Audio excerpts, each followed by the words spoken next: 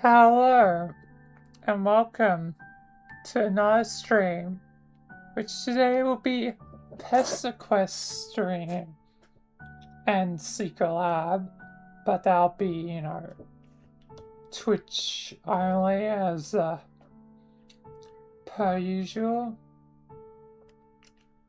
But yeah, it is Pesterquest time for another volume, reading another volume of Pesterquest.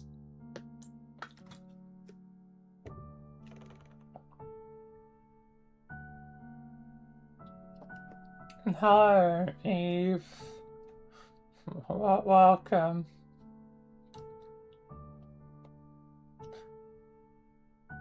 Yeah, I guess it has been a bit.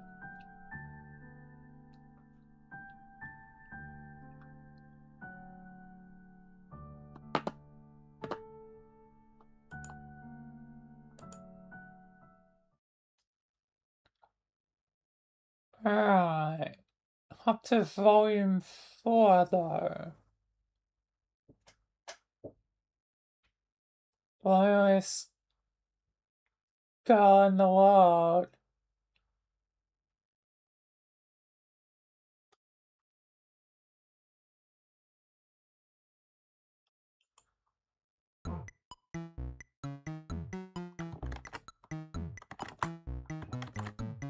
It's been days and your stomach still hasn't recovered from all of But you can't spend forever moping around. There are friends to make, damn it. Well, just one left in the set. A lot more than just one left. As there'll be the 12 trolls, then the 4 of Group B. There's still 16 other people.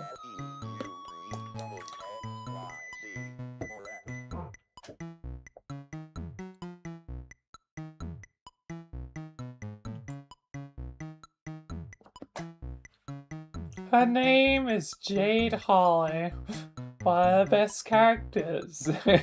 Characterized somewhat dull. And made my own A version of. Like many characters in my multiversal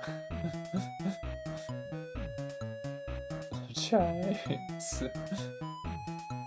And though all 3 of your new pals consider themselves good friends with her, they know strikingly little about her life.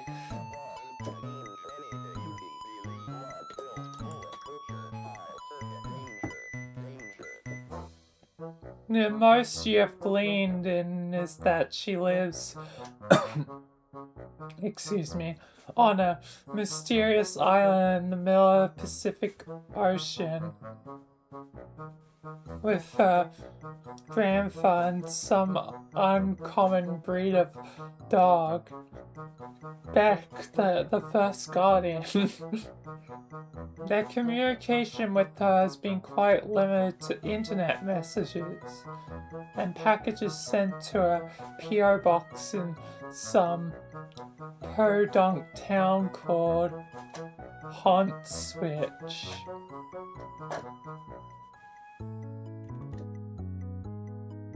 Switch. Hive Swap? I haven't even done Hive Swap yet, but it's just funny, like, similar naming.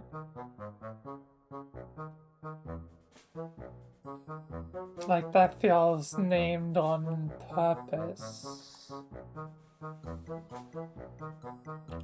John said he would message her and see if she could provide an address.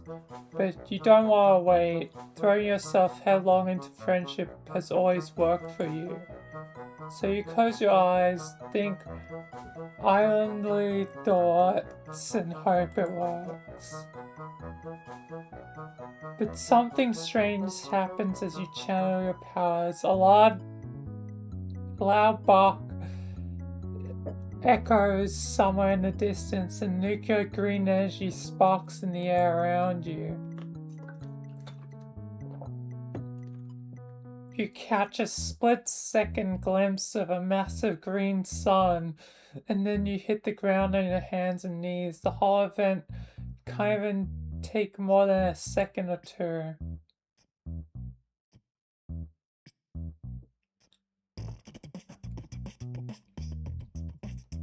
Hey, Beck, chill. I know the reader's weird, but chill.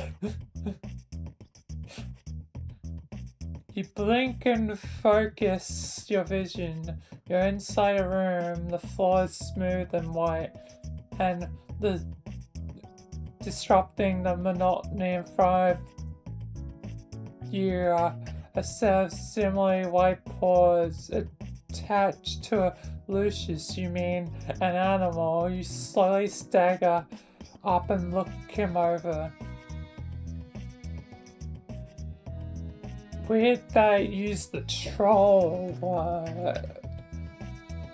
Lucius.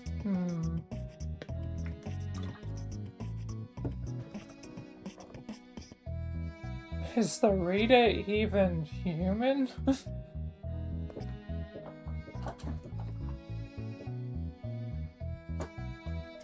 Like, I just assume that it's a human reader because the webpage, but technically anyone could be the reader.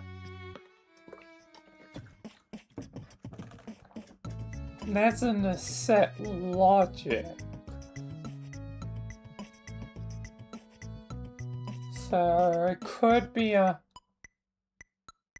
male troll, but unlikely because no horns, but still.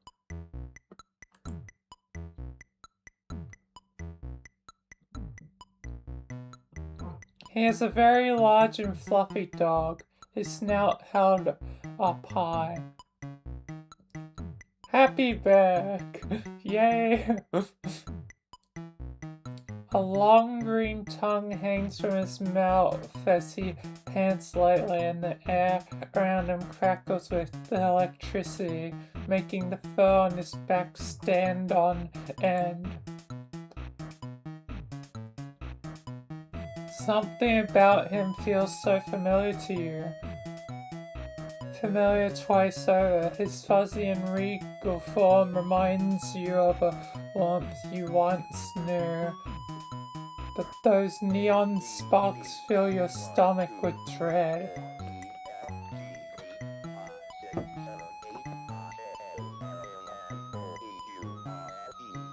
At the very least, he seems friendly. He leans in and drags his rough tongue along your cheek, leaving it tingling. His tail wags safely back and forth, and he keeps nosing at you. He seems fascinated. Aw. Cute doggy. Beck, down boy. Oh my god.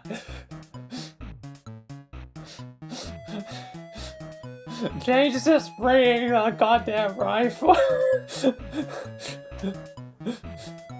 I surrender. I put my hands up. Don't shoot me, Jade.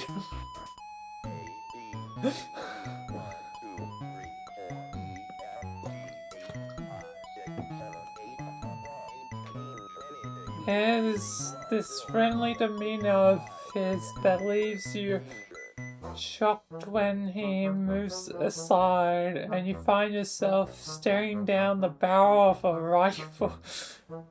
It is held aloft by a bespectacled young lady in a sensible skirt who really has no business pointing such a big forking gun at you.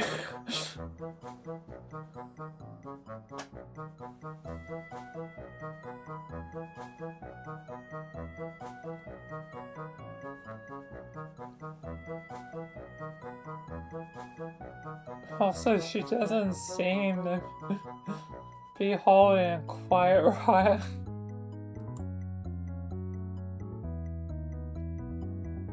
But then again, what do I know? I'm straight.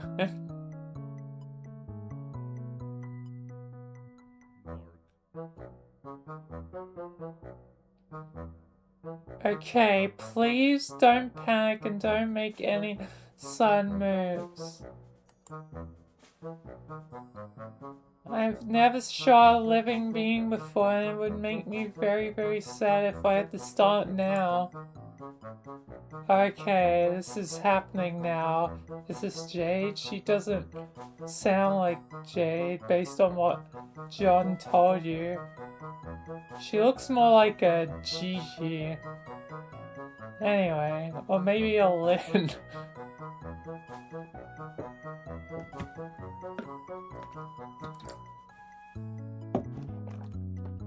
Right, the gun. Don't get sidetracked. You slowly raise your hands in surrender and try to put on your most inoffensive expression. You tell her if she started shooting living beings, you'd be pretty sad too, so why doesn't she put the gun down and... No way! I don't want to shoot you, but you're clearly a dangerous and unpredictable being, and I need to make sure I stay safe. My grandpa taught me a lot about gun safety and trigger discipline in case anything bad ever happened to me. So I know that good trigger discipline means keeping your finger on the trigger at all times in case you need to blow something to bits. I don't think that's good trigger discipline.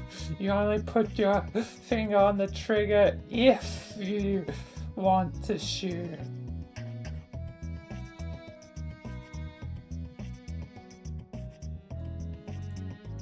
And hi, Cookie.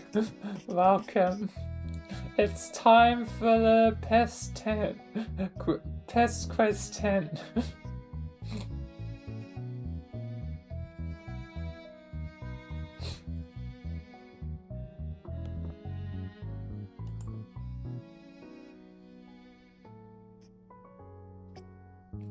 Oh, fuck.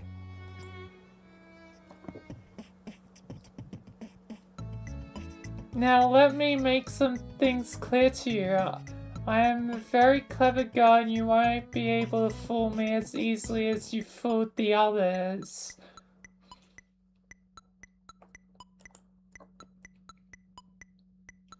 It's very obvious to me what you've been doing, and I knew you eventually showed up if I waited long enough.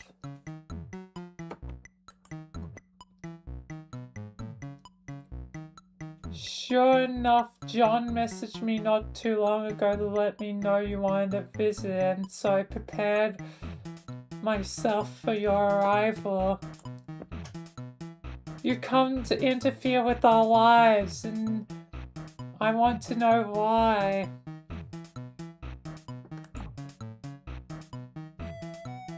So, you had better start talking, okay? Damn, Jade is just ready to shoot.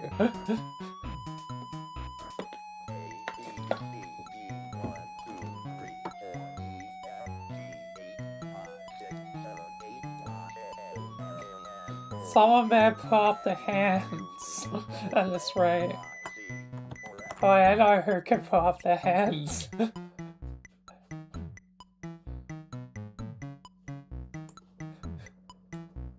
Oh, wrong thing.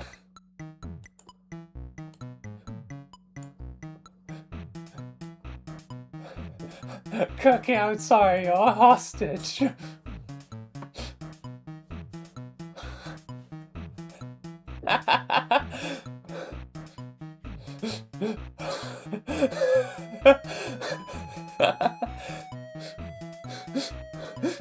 You're a hostage now.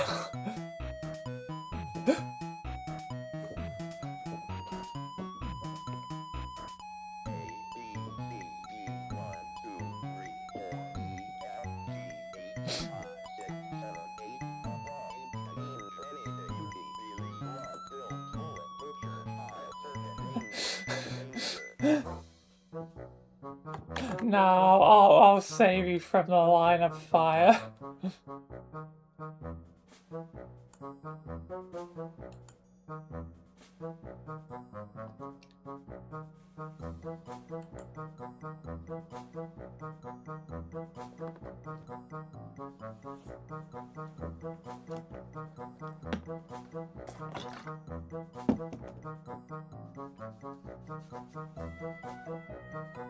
Okay, you say.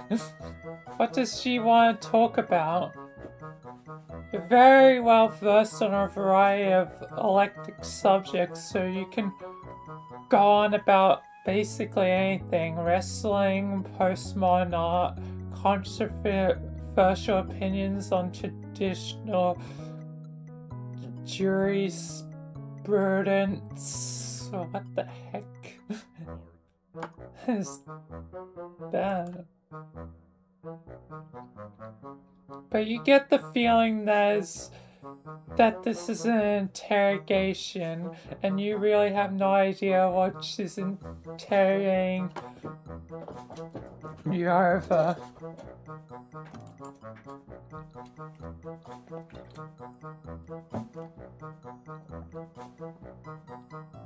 That's a very likely story. I can put two and two together pretty easily, you know. You've never shown up in any of my dreams before, and now none of those dreams are coming to pass. Not to mention that I don't even see Prosper when I go to sleep anymore. Oh, she can't see Prosper.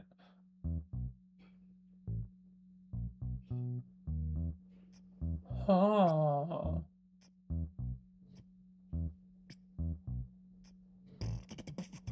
Interesting. Things have definitely been knocked off place. And that can only mean that you have derailed the forces of fate. Jade being the smartest of them all. To be fair, she is basically the smartest of them all.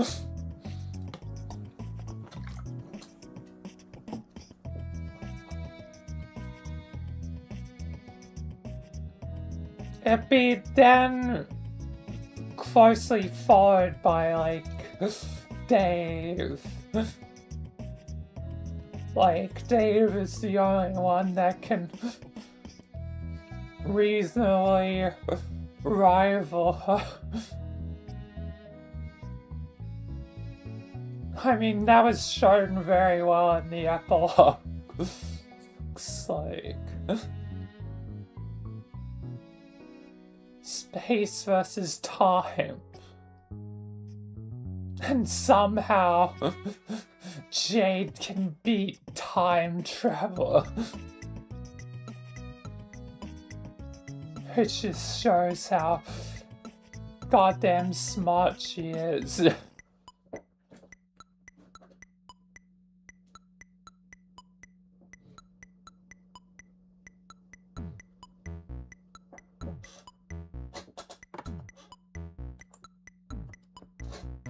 You destroyed John's copy of Spurb and somehow that changed everything.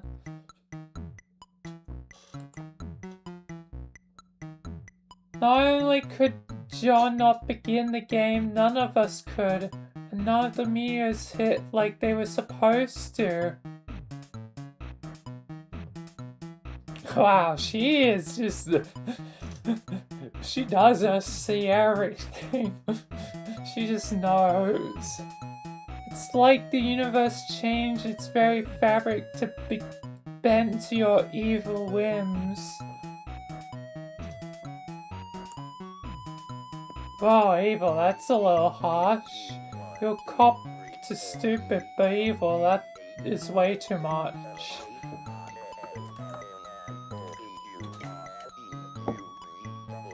Don't play dumb with me. What else could motivate you to stop us from fulfilling our destiny as heroes?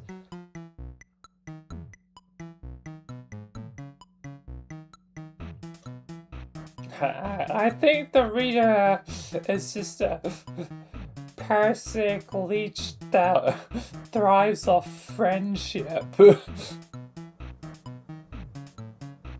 Like sweet, sweet friendship.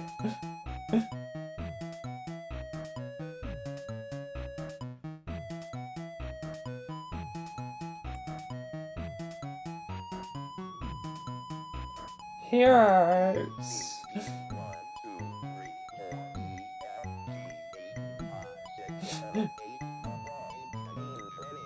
John and friends are very nice, but they don't exactly strike you as heroes.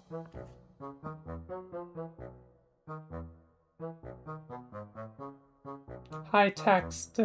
Welcome.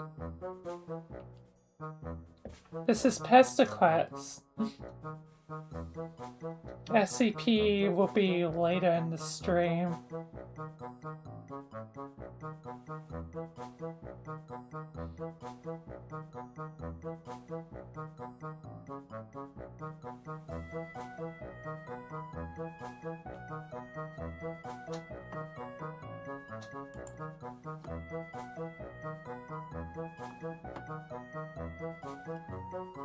That's because you don't know them like I know them. You haven't seen the shrines on Prosper, or heard the stories from the Queen, or seen them in the clouds growing into brave and wonderful people.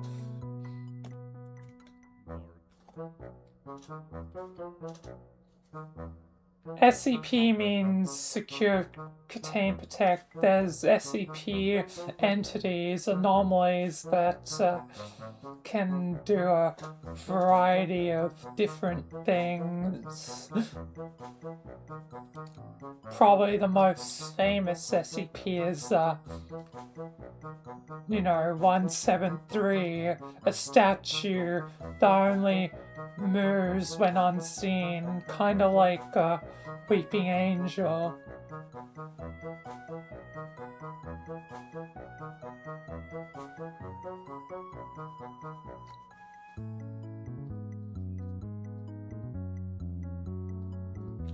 All you know is the wolf girl.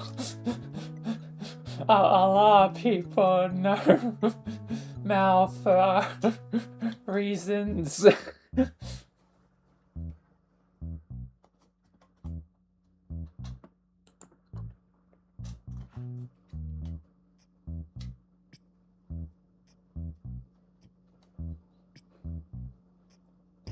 And now I'm beginning to suspect that those same things will never come to pass.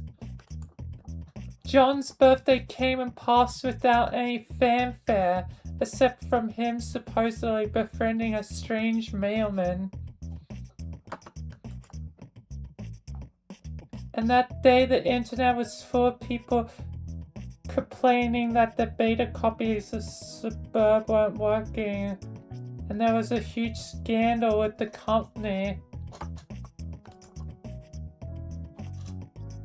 A little while later I found out this mailman was talking with Rose and had magical powers. And I know a thing or two about magical powers, or at least which seem to be magical to those who haven't studied their logical sources. But yours are totally different from anything I've seen.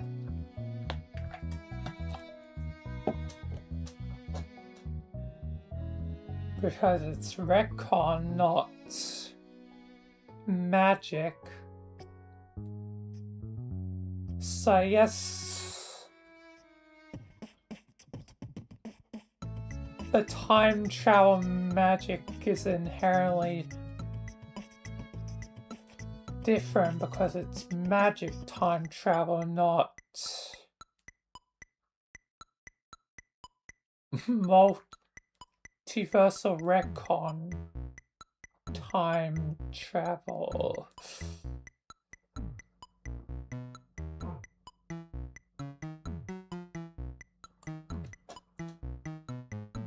At first I thought you must be an advanced Durst-site agent come to sabotage us. But Durst is probably no more if Prospect's no more.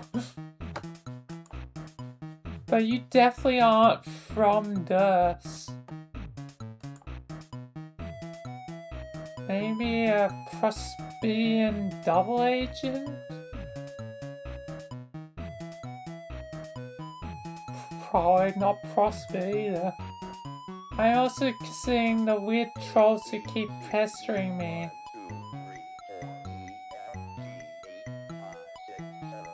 Could be a troll. I was just thinking about that earlier with how they called Becca Lucius. But they've been weirdly quiet lately and you don't really give me that vibe.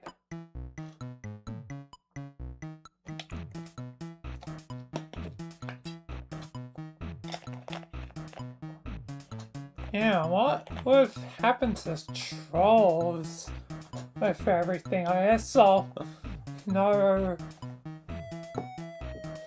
soon enough.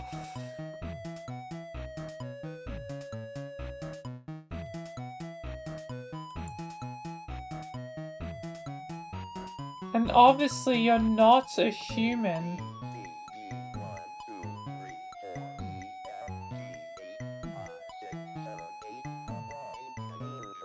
So, not troll, but probably not human, but I thought the reader would be human, but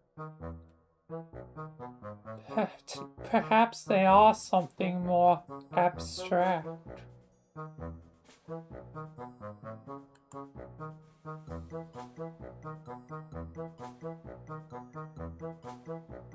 Maybe a different surveillance? Oh, hang on. You're human, right?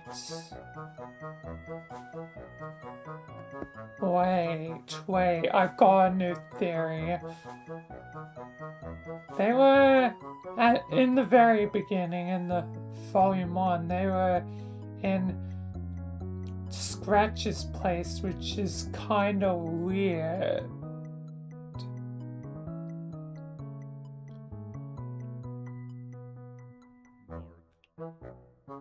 It's kinda strange.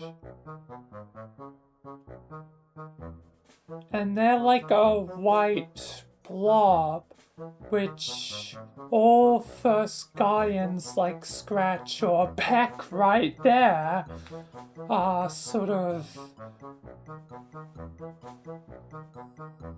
featureless white blobs, and many times the reader has been described as featureless.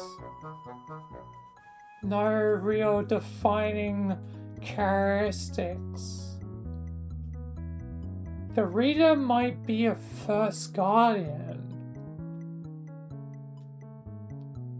which might explain why Beck went from their usual hostile nature to being quite friendly, which is kind of strange in our character for Beck to be friendly to anything that is foreign, unless they are the same.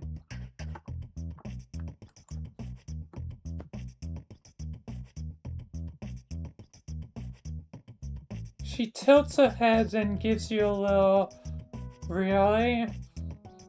Kind of look, and your stomach twists into knots.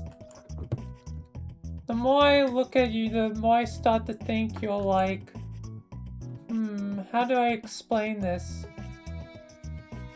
Okay, do you know what a furry is? Yes. Yes.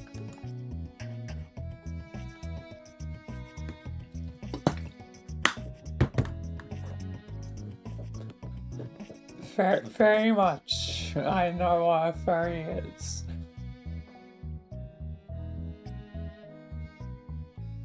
Well, okay, the question is more loaded than a gun. Yes? Alright, so love us, I thought do Yutch. What the heck is Yutch? Commissions. And you remind me of one of those.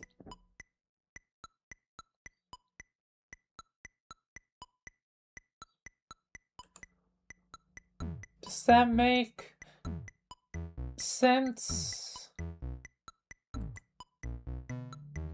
You have no idea what a Yutch is. You cautiously ask her. Yeah, I have no idea.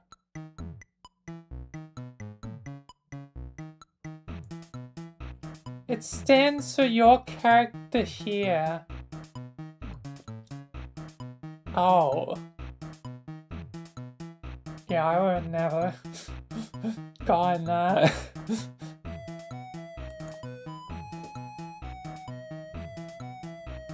So, like, Velena. Which, fair enough, Velena is a furry, essentially. A shark lady, but still, I guess, technically a furry. Basically, an artist will draw a pose or scenario, but instead of putting in an actual character, they'll leave a blank outline, like a mannequin.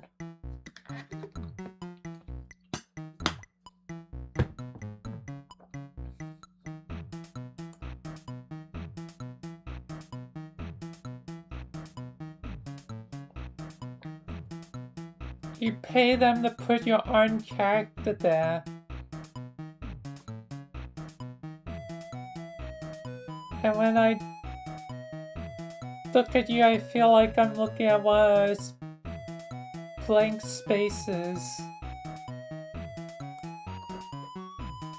My intuition doesn't tell me anything about you, and you've never shown up in my dreams. You're like my best friend Beck over here.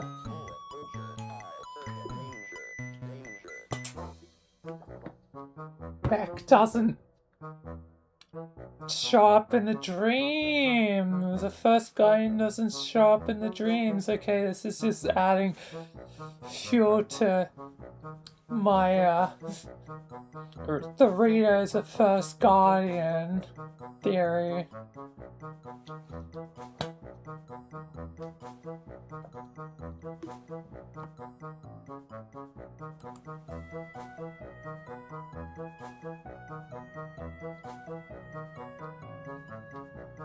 A complete wild card, something I can't figure out. Which brings me back to my point.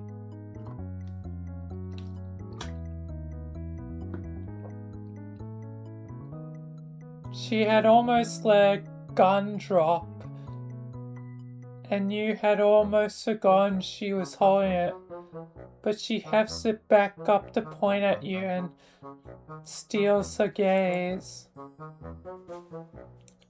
You're going to tell me why you came here and did what you did, and then you're going to help fix it. The rifle is really starting to bother you.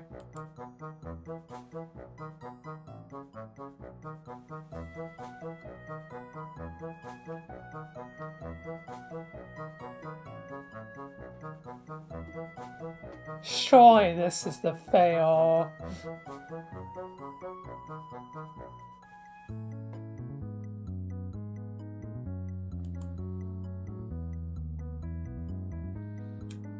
You can't let a good opportunity slip between your fingers again. You need to disarm her before she accidentally blows you to smithereens.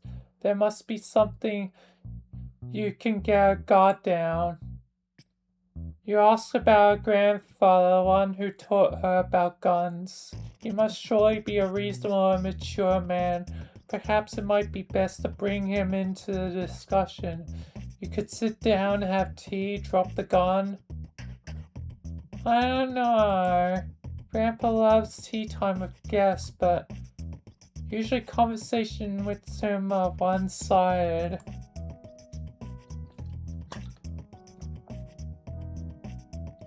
Oh, is he that stubborn? Well, yes, he's a pretty obstinate man and a total blowhard. But as well, you may find him difficult to talk to on account of the fact that he's also a stuffed corpse. Oh, cool. Yeah, that's cool. That checks out. This is fine. Everything's fine. You love guest starring in a goddamn Hitchcock movie. Girl is clearly too unstable to be reasoned with. You need to disarm her and pronto.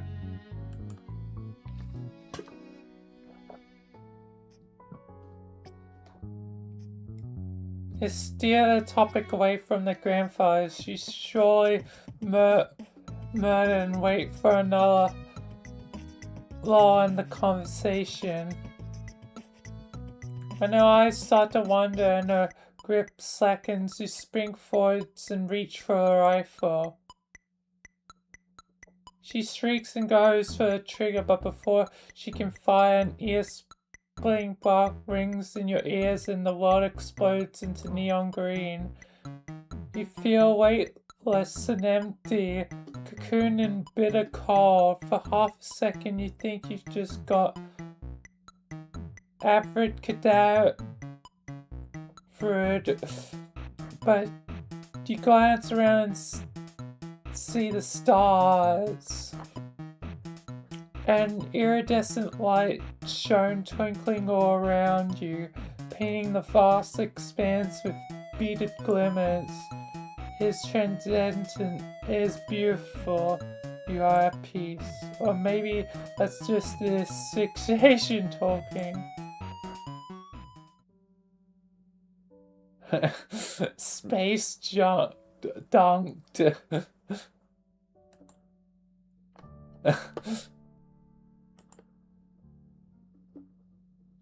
Yeah, that was the fail. I had a feeling.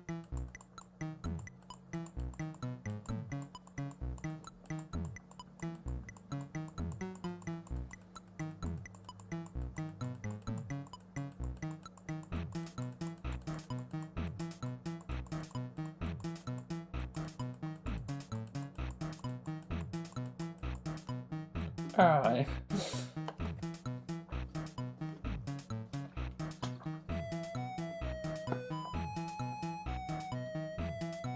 Stay calm and explain yourself. Obviously, the successful part.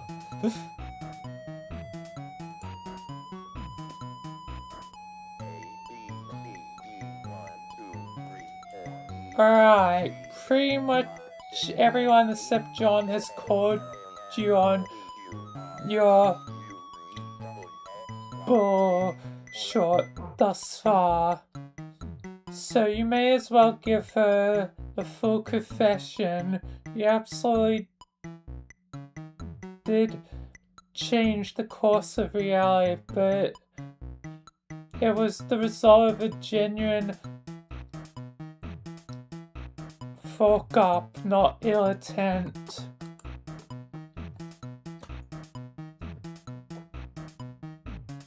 It's kind of a long story, but you relate as best as you can.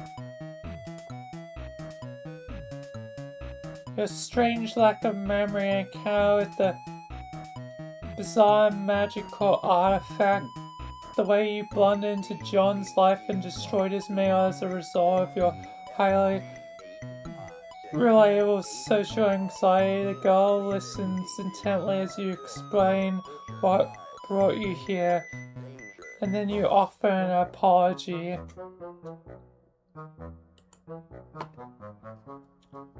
You think you have irreversibly altered the very fabric that threads her cosmos together. There's probably no way of putting things back like they were, and letting this lady go on her golden dream quest or whatever she was blathering about while you were distracted by her very deadly gun.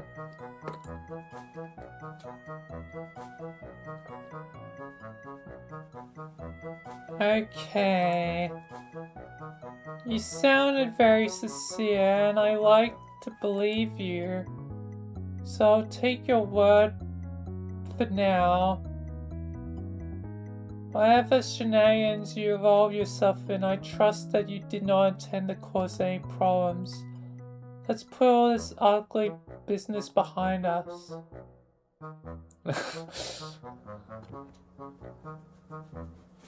The girl holsters her rifle and you breathe a long sigh of relief.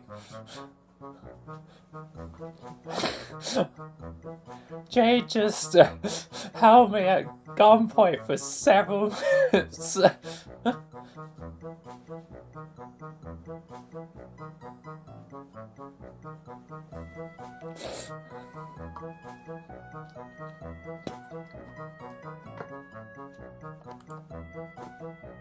Sorry about that. I promise I only had the best intentions.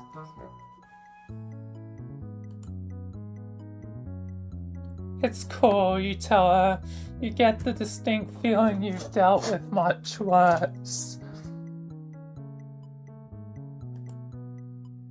I can imagine a space hopper like you has been to all sorts of dangerous places.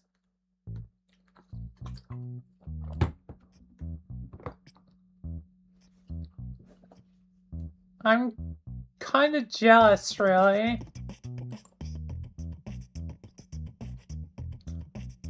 But anyway, we never properly introduced ourselves.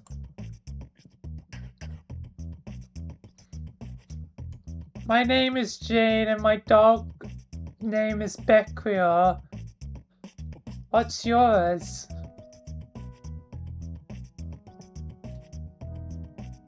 I'm Orange, but I don't know what the reader's name is.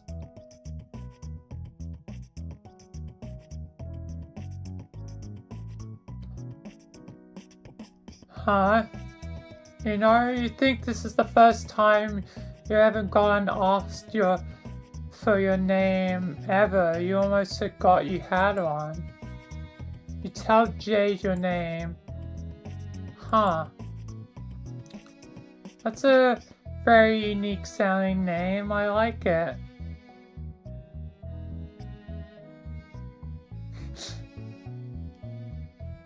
Orange is not that unique.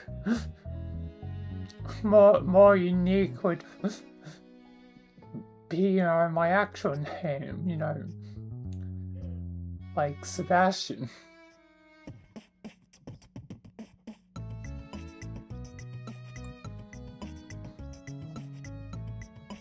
You tell Jade you like her name too, and she beams at you.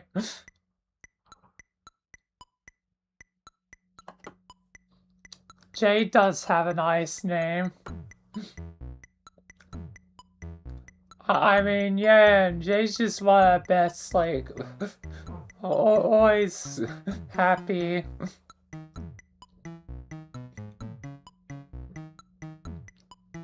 And, like, you know, got the cute, nerdy look, plus nice, long wild hair, which is, I guess, fittingly foreshadowing, how she'll get the dog ears.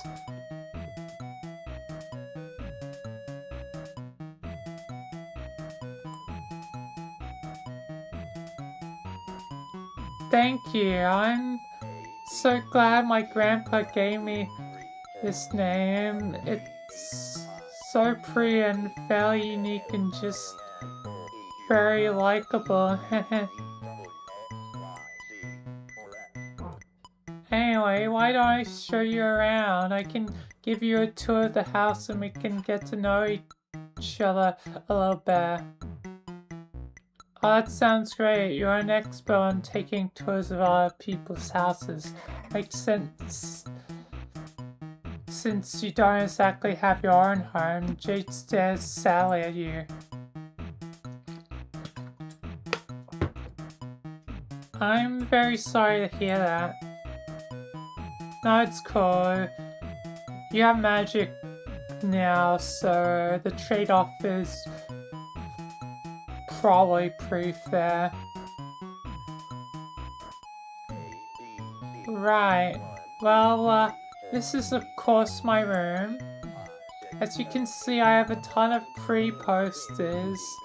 This is my favorite. It was a gift from Dave and I love it to pieces, and honestly, pretty dumb looking, but that's the point.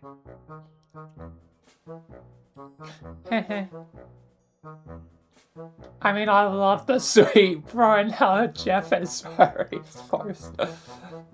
I mean, there's also the squiddles, or whatever they're called. One that looks like Chris. Dreamer from Deltarune as a furry. Oh, that's probably just a pure coincidence.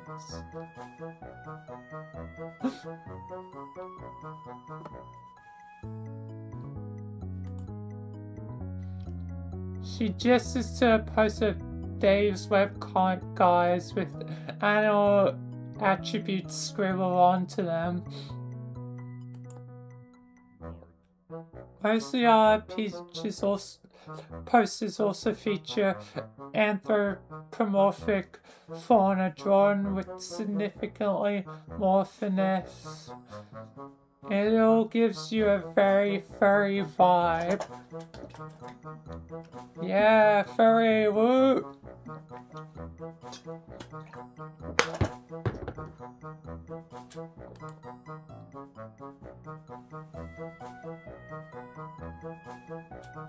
But not in a bad way, you clarify.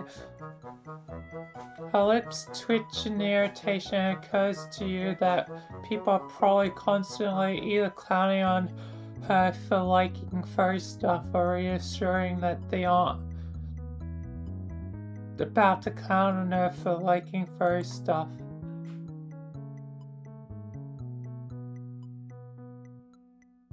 I don't actually dress in suits or any of that nonsense. But I really love animals and I think it is fun to imagine what it'd be like to be one.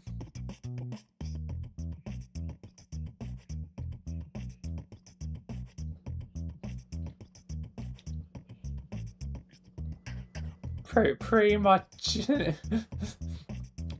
in the same boat with Jade. Don't wear suits. My reason's probably just mainly like expenses and to probably be stuffy. Like wearing a fursuit in Australia, I think I would heat to death, boil to death in one of them. Like, if it was the winter, it'd probably be fine, like... But still, it's like very unlikely I'll ever wear a fursuit.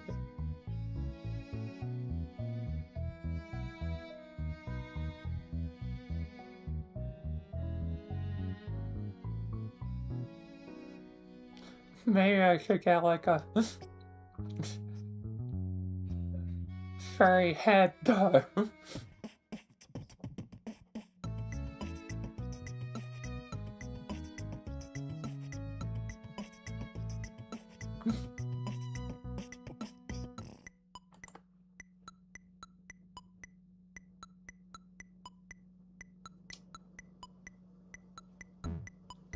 Which is why I own so many animal toys, like the Manther chaps, who are very silly but dignified fellows who are part animal and part Victorian era gentle sir.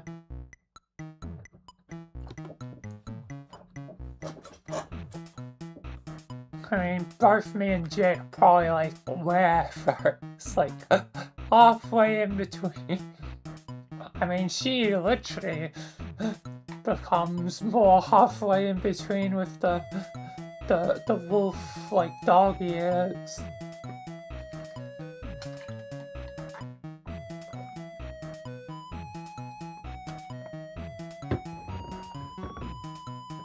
And like a bit of, I guess, probably dog DNA. Plus technically the first guy and stuff.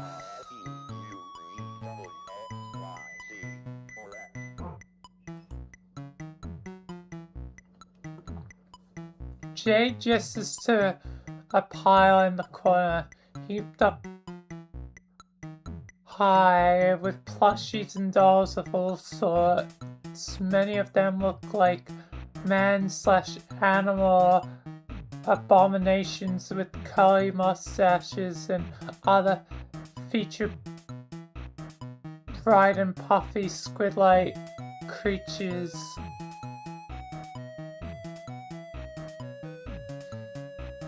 They're harsh to call them abominations.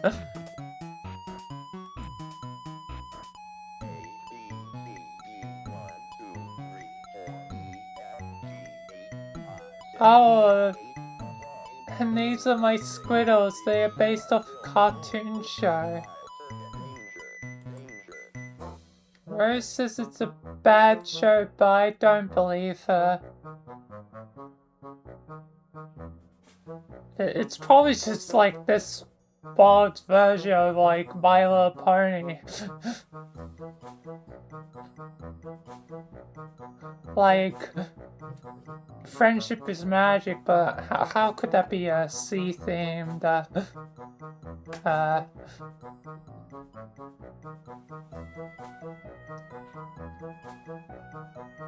friendship is majestic?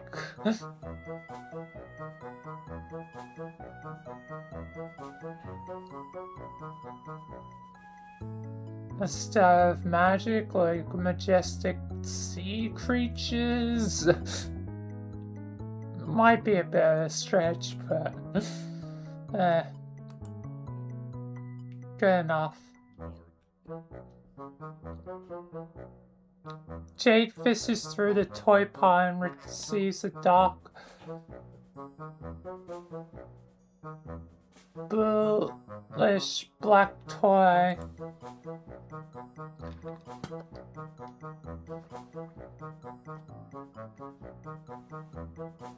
This one is Inkabelle. She's my favorite. In one episode, she gets lost in the murky brine solids and spends years completely alone, lost without any of her friends. Oh wow, foreshadowing! But in the end, her friend Paulite tracks her down and saves her.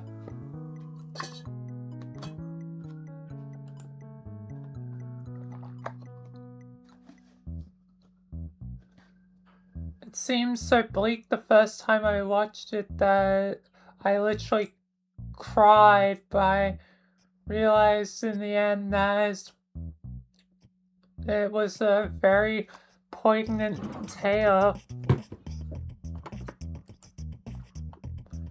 Jade smiles wistfully down at the plushie in her hand. She glances from it to another of the Squirtle dolls, and her expression tightens. She squeezes the doll just a little too hard, causing her engine's pitchy squeak.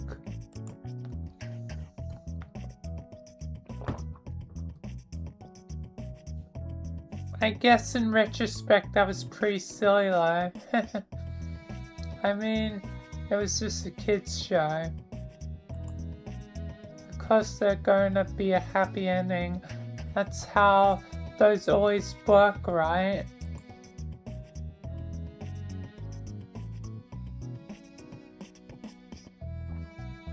Jade's still smiling as she tosses the doll onto her bed, but she puts so much force into the throw that it goes careening off the edge with a wheeze. You hear it flop on the floor and magnetize to another squirrel. Its voice box lets out a weak yay.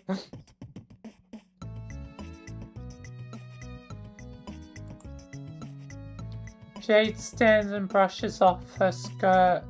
Her eyes fall to her bedspread, which features a striking car design. She sighs slowly and assumes a bright smile once more. Anyway, let's go explore the rest of the house, shall we? I got so much to show you.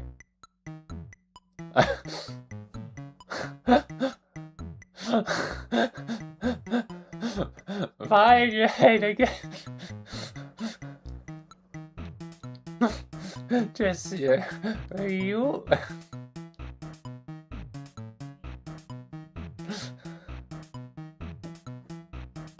She just went down into the void.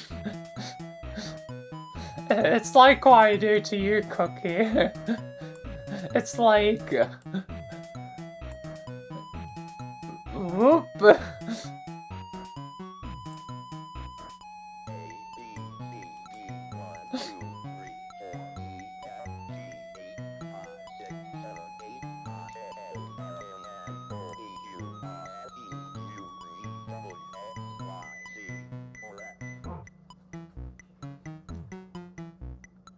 Jade hikes up her skirt and skids down the spiral staircase, 2 steps at a time.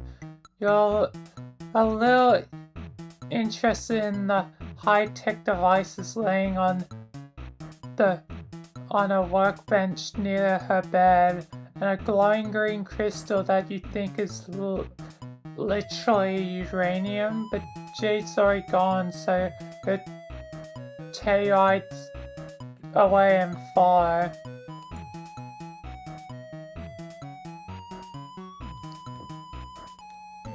And she returns.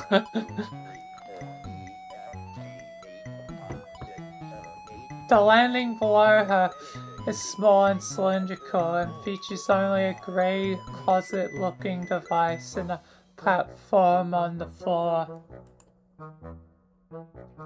My room is at the top of the tower, but this transporter will take us to the garden quick and easy.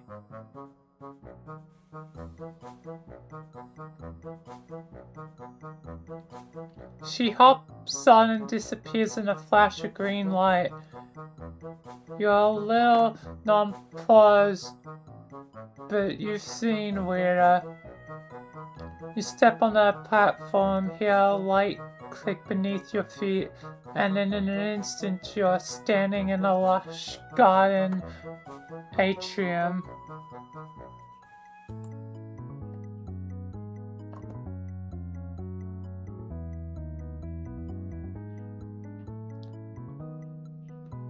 There are exotic plants as far as the eye can see, ranging from psychedelic floral arrangements to tropical fronds to fruits and vegetables, some of which might include pumpkins. Tall windows blanket the wall and allow sunlight to stream in, and said windows are covered in a steamy mist. You feel like you just got clotheslined by a rainforest. It's beautiful, right? Jade opens her arms and spins around, gesturing to her various guiding stations. You nod. It really is. Gardening is another one of my favorite hobbies. It's a great way to get your hands dirty and do some real work. And the end result is a really vibrant, beautiful. Jade waves her rough and cuss hands at you, and then strokes her finger along the pinkish power of the anaphorm and hums a little tune toward it. One of its leaves seem to curl towards her touch. When Jade pulls away, she skips toward one of the windows and motions you for you to follow her. It's a beautiful island vista that awaits your gaze. To your left is a towering mountain that might just be a volcano. Ahead of you is a small bay filled with giant lily pads and an old mossy temple. Beyond the island, the sea stretches out to the shimmering horizon. Past that boundary line, an entire world awaits, ever out of reach. This is my home. The entire island belongs to just me, Beck, and my grandpa. It's a very peaceful place. The greenery is so lovely, and the bay is very fun to take a dip in.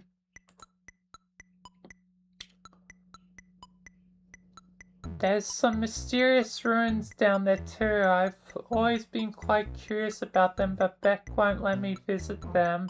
I guess he thinks they're too dangerous. Grandpa's been in there plenty of times before though. Could our grandpa give her supervised tour? Our grandpa doesn't really move much anymore. He spends all his time having tea parties in the foyer lol. He's quite old then? You could say that.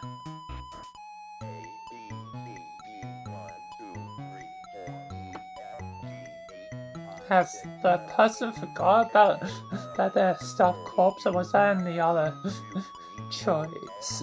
That information was revealed.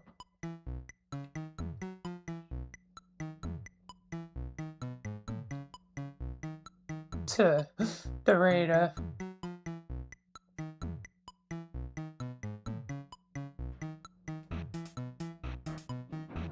Jade wanders away from that window toward another one, whose view is excessively centered on the rolling blues. She presses a hand against the misty pane and sighs.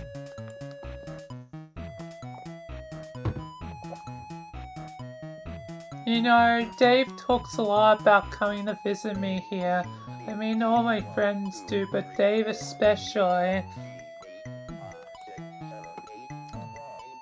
In his usual Davey way of course, which means making lots of jokes and not sounding very serious about it.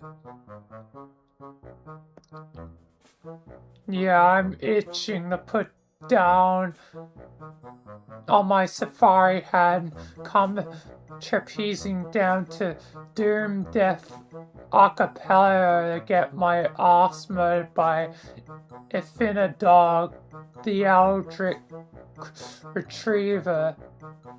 Stuff like that.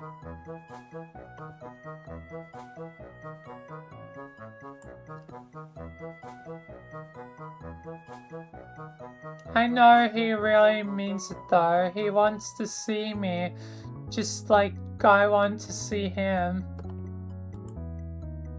But it's just wishful thinking. He doesn't know where this island is. Even I don't know where it is. All the deliveries here go through some company PO box my grandpa set up before he died, and it's not marked on any maps. Because this is a special island with all kinds of important secrets on it, I guess. Or it was special. I was special, but not anymore. Now I'm just a regular girl stuck alone on this dumb island for the rest of my stupid life.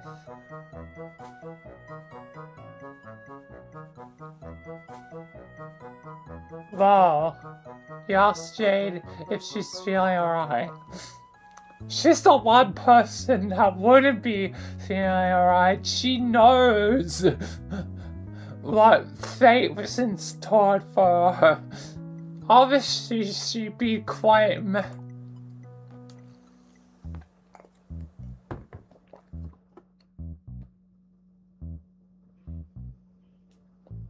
Yes, I'm totally fine. Just peachy, thanks for asking. This time, I think she's lying.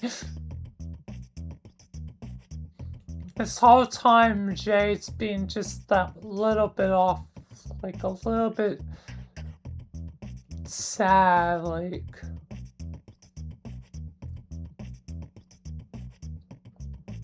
It's all the reader's fault for messing with the timeline.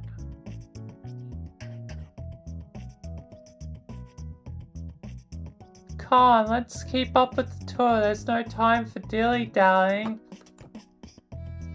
My grandpa collection rooms are up next. The first one is for his big game hunting trophies. I never shoot an innocent animal. I think the trophies are pretty hideous. But I do have to admire his great work stuffing them, I guess. It's really hard to properly stuff and mount something, trust me. And he has some cool stuff on the lower floors, like all the Bass Knight statues. Or these fade blue portraits of pretty ladies. Okay, I'm gonna be honest, most of my grandpa's collection stinks.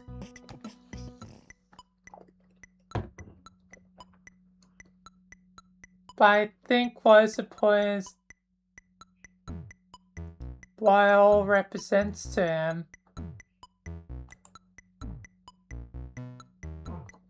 Because Jake likes the blue ladies, right?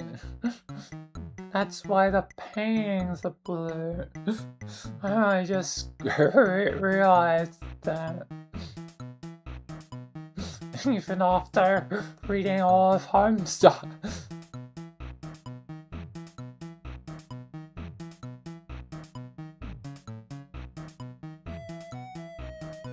He's been on all sorts of incredible, amazing adventures, and he put this huge array of interesting things to show for it. You tell Jade that her grandfather sounds like a hell of a guy. He sure is. Back when I was little, you used to go on trips all over the world and come back with so many interesting stories and new souvenirs. I was so old, I guess a little jealous too.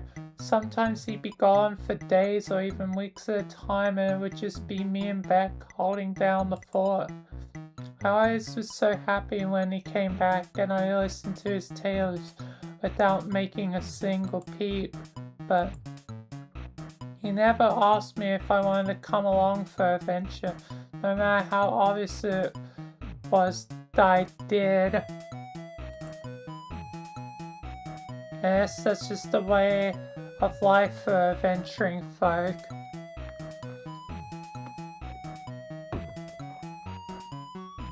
There's no time to be tied down even by the people you love.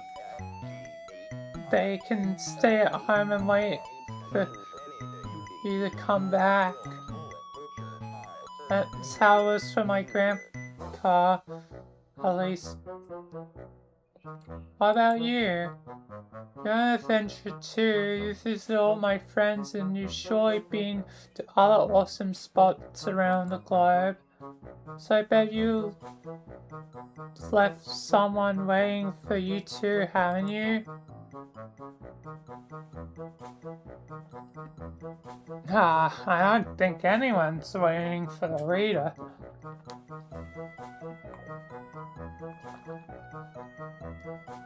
Frost floods your veins and nestles in your heart with a burning chill. For reasons that you don't quite understand, Jade tilts her head and pulls you into with wide-eyed, curious eyes. One of her hands is balled up into her fist and both of them are trembling as she watches you.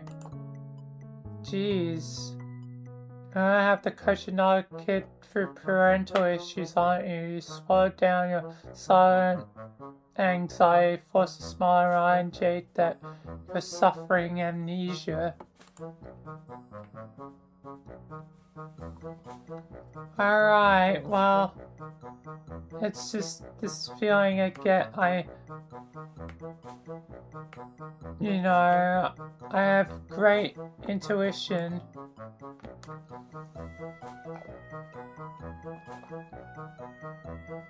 When she smiles, the corner of her mouth twitches.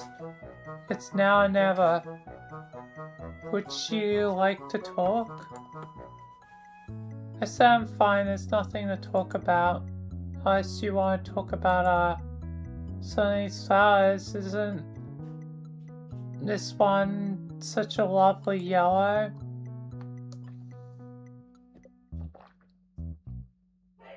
Surely there's nothing wrong with the good old feelings jam. Jade's expressive, empathetic feeling jams should be a thing. You think that, but she's still steadfastly ignoring you. How this orange with a goofy face on it? Why don't we boggle at it for a while?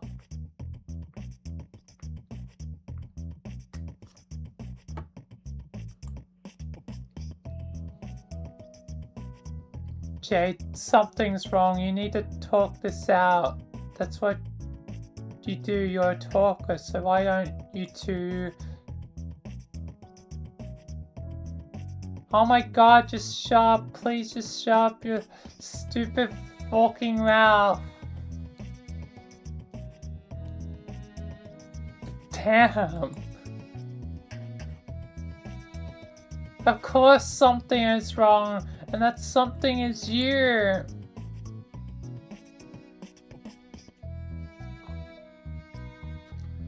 There's a long pause. Jade stands there and her eyes wide, shocked at her own outburst. She wipes a tear from her cheek, takes a shaky gulp, and then sprints back up the stairs.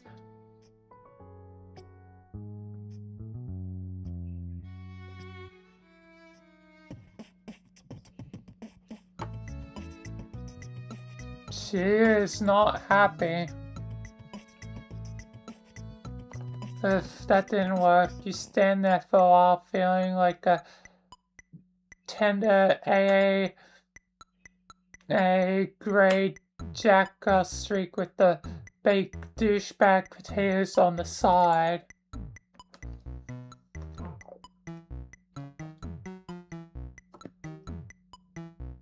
Then you sign, steal yourself, and make the trek back up to her room. Jay is nowhere to be seen. Becca's pouring clumsily out a large, suspiciously jade-shaped lump beneath the covers of her bed. You clear your throat and ask her softly if she wants to talk. It's cool, you say. You listen to teen drama all the time, and this is some particularly choice drama. Not that you like drama, you clarify. You just kind of exist in the periphery of it constantly. You're a drama magnet.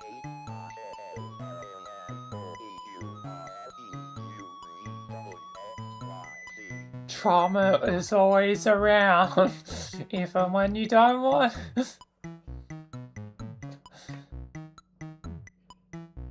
I don't like drama. I mean, I have a lot of reason not to like it. I mean, it destroyed the Rogers friend group and technically destroyed New Selena, but they reformed into Newer Selena, so relatively less damage.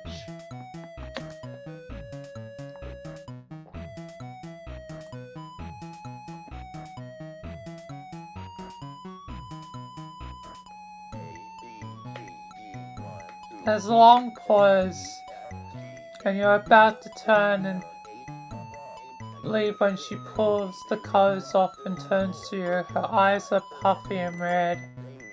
Hey. I'm sorry I yelled at you. It's not really your fault. I mean, it kinda is, but you didn't know you were messing anything up. It's not fair for me to be pissed at you. It's just none of this is fair at all. Yeah, that sounds like life, alright. You sit down on a bed and tell her then about it. It's okay, you can take it. Okay. Have you ever spent your whole life waiting for something to happen and then it didn't?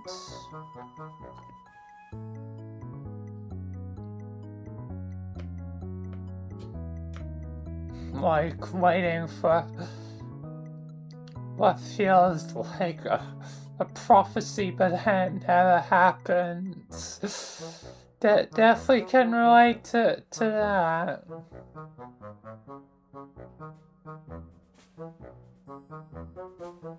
Because it's nice to have a fantasy, but then it, you know, at the end of the day, it's just fantasy, not real, so eventually I guess it's just easier to make up your own fantasy, which is I guess why I did, to make your own story. You know, your own perfect world to live through.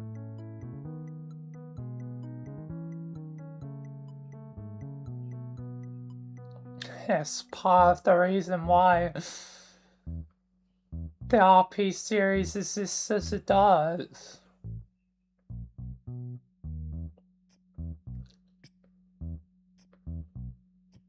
Well, your memory is pretty fuzzy right now, so you can't say you have, but you think you understand the similar sense of yearning.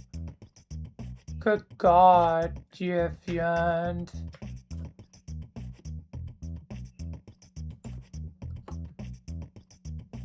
Yearning is a good word for it, yeah.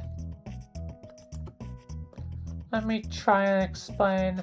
When I went to sleep, I would see this beautiful golden kingdom called Prosper and hang out with the people there.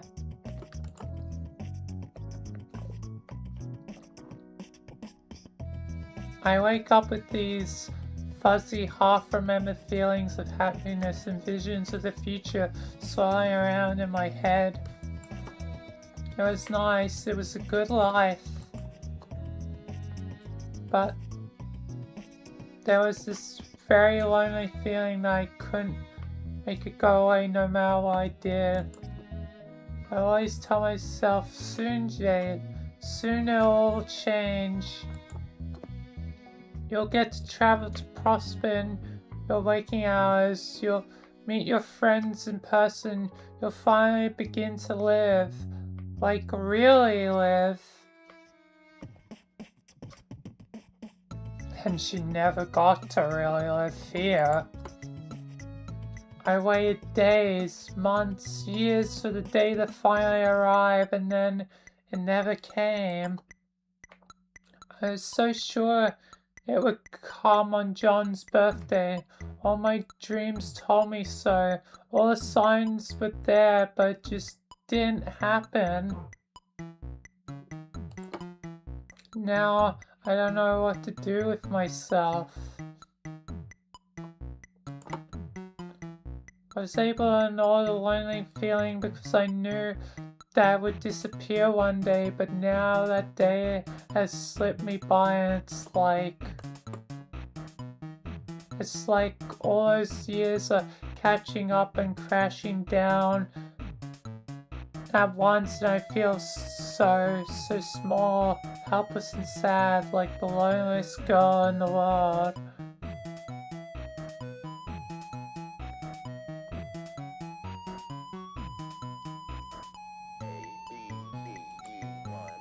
I don't want to put this on here, that wouldn't be very nice, but it's just, it's not fair. Jay vaults from her bed and stamps her foot on the ground hard. Her face is flushed and streaked with tears and snot. She looks awful, frankly, like someone who's been holding in for far too long.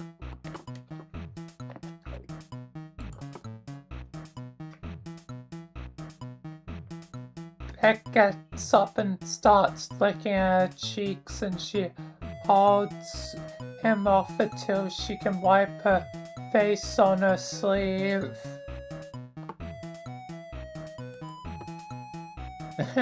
Thanks, Beck. At least I've got you for a best friend, right? I mean, it's a goddamn immortal dog, like...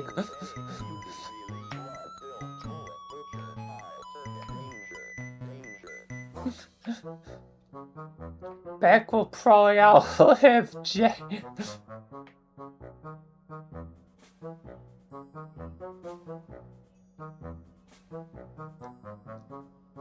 Jade settles back onto her bed, stroking Beck's fur softly. Yes, I have a lot of complicated feelings about all this, I guess. A happy exterior, but her on the inside. Definitely can relate. I mean, for years I had the guilt of that breakup because of the drama of the Roger's friendship group. And it's only like now I finally truly have gone past that guilt. Like, to always be in that dark place without even realizing it. To actually just live in.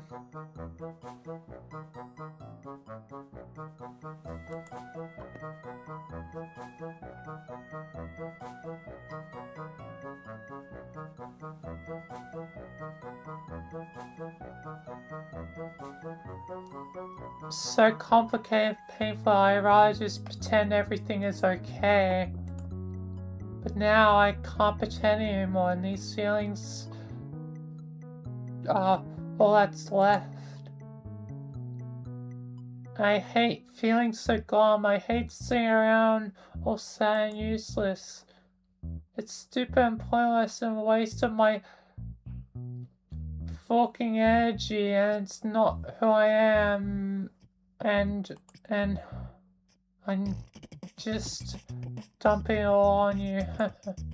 I'm sorry, I really am.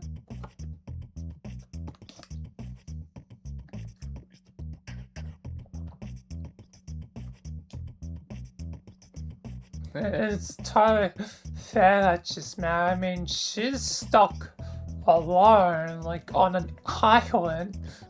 Probably has no way to get to, you know, America with the rest of the others. At least the others could probably all go see each other, but she, like, might not have the chance.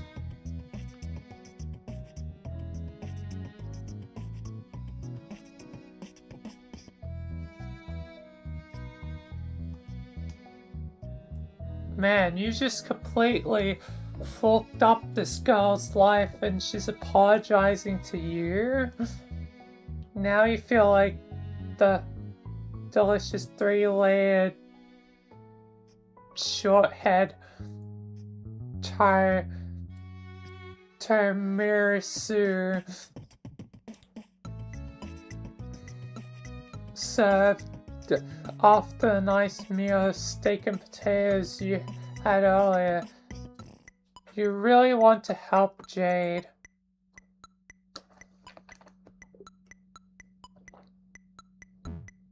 And while you still don't quite get all this magical moon stuff she's been talking about, you do get how it feels to be lonely. That's something you can help with. You offer her a hand. Want to go see the world? She sniffles and lightly shakes her head. It's not going to work. Well, there's no way to know unless you give her a try, right? She nods, stands up, and takes your hand.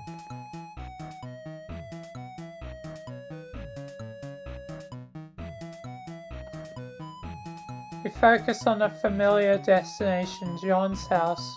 As you begin the deer materialize, Beck turns to stare at you, and you hear that familiar barking sound in your ears, and then the flash of light subsides. You're standing in Jade's room, only a few feet from where you started. What?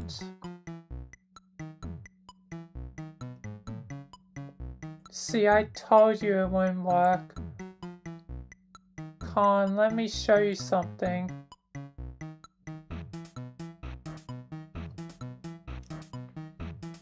Jade hops and shuffles down the staircase and you follow her. She takes you to the teleportation pad in the atrium. These transporters are all powered by thermal energy and usually charge beacons for the sake of easy short-range teleportation.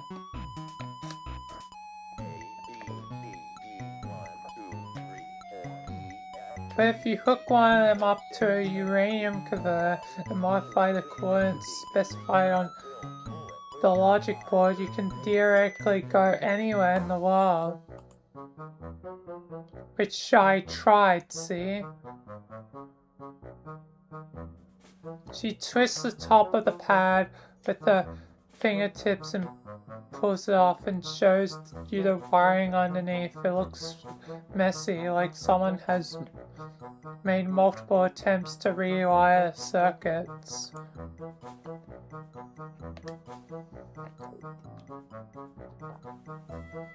But when I used it, it only led to the exact same thing that happened just now. Beck used his powers to prevent me from leaving the island. Damn it, Beck!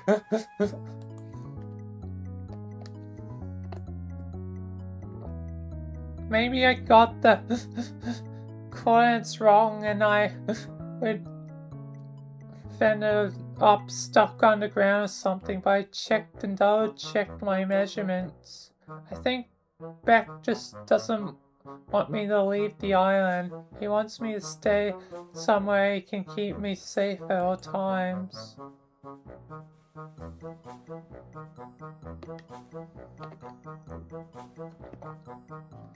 Perhaps he heard his name from above, or perhaps he just has a sense about it, but because Beth wanders down the staircase over to Jade, she gives him a soft stroke behind the ear. I love him very much, but as long as he's around, I'm stuck here. And because of the changes you made, that's how it'll always be. I'm just gonna have to get used to it, I guess.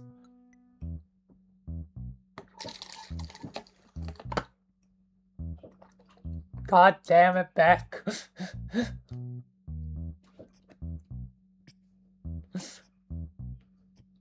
Jade can't be exploring the world because of you. Jade deflates against one of her gardening tails and offers you a bland smile. For a split second, you could swear that you see droopy dog ears and the tail tucked beneath her legs.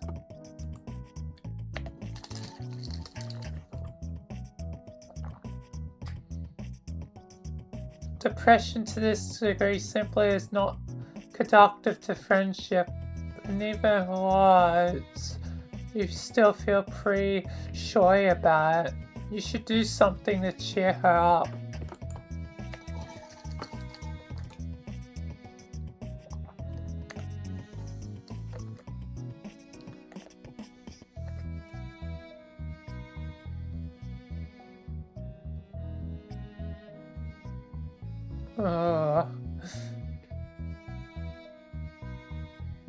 I feel like she'll never truly be happy unless you can actually see the world. So I feel like Explore is going to be the failure and challenge Beck for superiority will be the successful choice.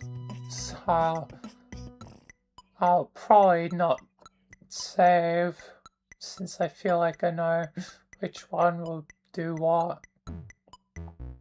So let's just explore. You present your most finely honed smile, confidence, and urge Jade to stand. There's no time to mope around. There's plenty of fun to be found without leaving this island. You suggest perhaps with your help you can give her the opportunity to explore the temple she's always been curious about. Really? That'd be super fun. But what about Beck? Oh, there's nothing to worry about there. You have a genius plan, you tell her. You tell her to just head over to the temple and you'll take care of the rest.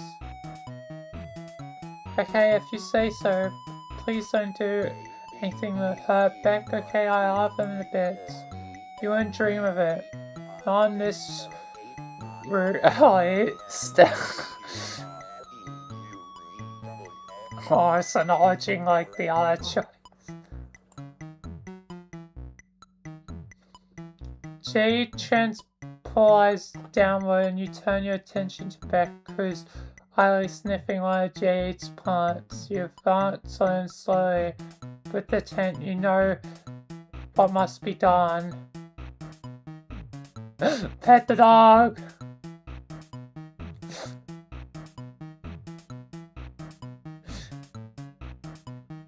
You just get right in there.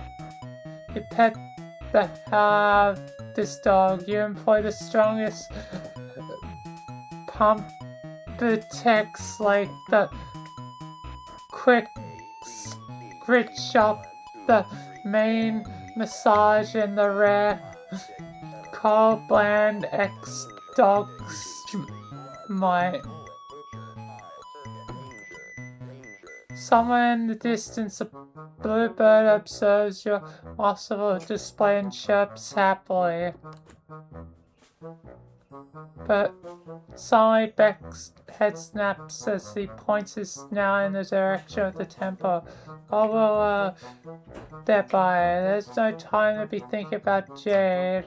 Now it's belly scritches time.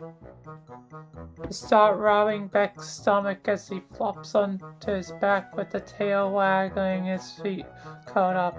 Who's a good boy? Beck looks up at you and you see the cosmos reflected in his deep, piercing eyes.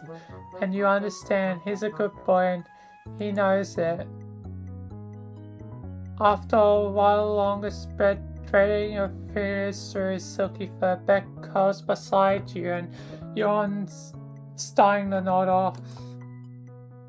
You kiss him on the forehead and then take your opportunity to slowly stand and exit the room, letting the sleeping dog lie. You're a little worried though, laying back by using your powers. He seems to be pretty keyed into that kind of space-time manipulation, so you just take the long route to the temple.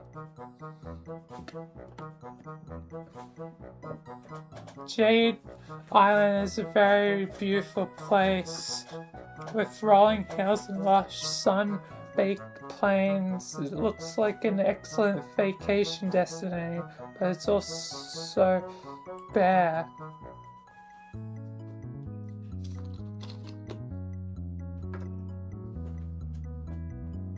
There's nothing and nobody around except for the hollow whispers of the wind. You can see how this place would feel much less paradise after you've been stranded here. When you reach the lake surrounding the temple, you see the giant lily pads outside have arranged themselves into a walkway that you can use it. Reach it. How strange and convenient. You channel your inner frog and hop across. Hey, up here. Jade calls down to you. She's at the temple entrance, far above your head, waving at you.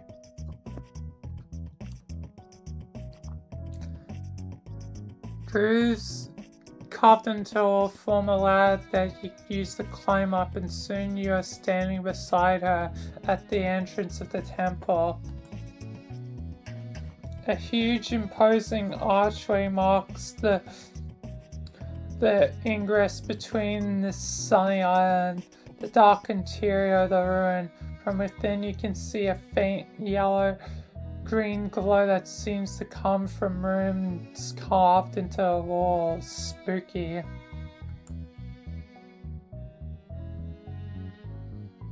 Ah yes, the strange symbols.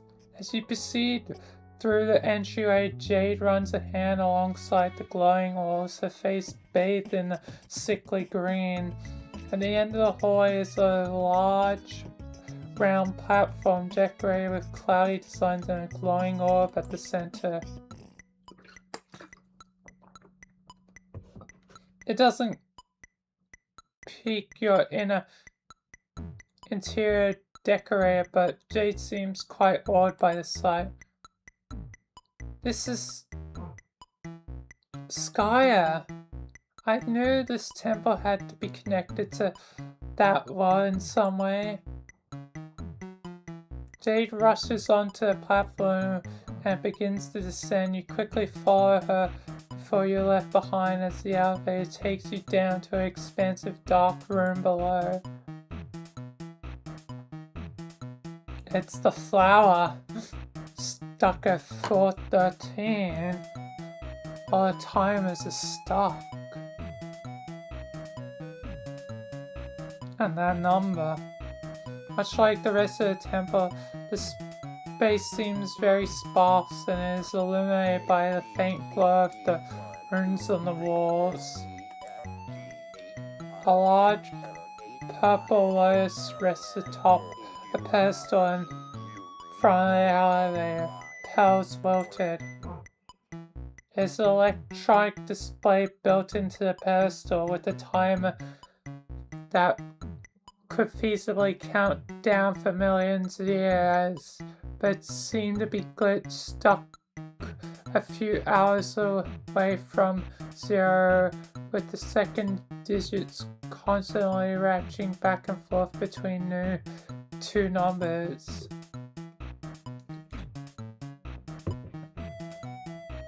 Jade places a hand on the pedestal and sighs. The number is stuck. Oh, it's like home stuff. Rock bands. I think this is a time capsule, but it's malfunctioning for some reason. Was I supposed to open it when the time was right? Now I'll never know. What else could this place be hiding from me? And if Funk you, the elevator platform shuts and begins to raise behind you. As the platform ascends, it becomes clear that this is a pit beneath it, which is basically video game logic 101. Jay looks down into it, and you follow suit and see transportizers? There's two of them, one a deep purple and the other a brilliant gold. To dust and frostbite. Wait. Is this actually going to be the good path? Jade leaps down into the pit, which is pretty brave maneuver, but it's deep as hell and real life still has fall damage. She grunts and sinks to her knees from the impact, but quickly recovers and rushes over to the golden transportizer. She examines it for a moment, and then the chamber on with a soft click, the pressure plate is depressed and the device surges to life. She disappears in a bright flash of light. Maybe she still can go to places she wanted to.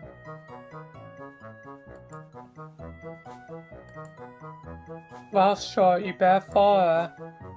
You hop down and step on the transportizer and the same flash of light consumes your body. It's frostbite.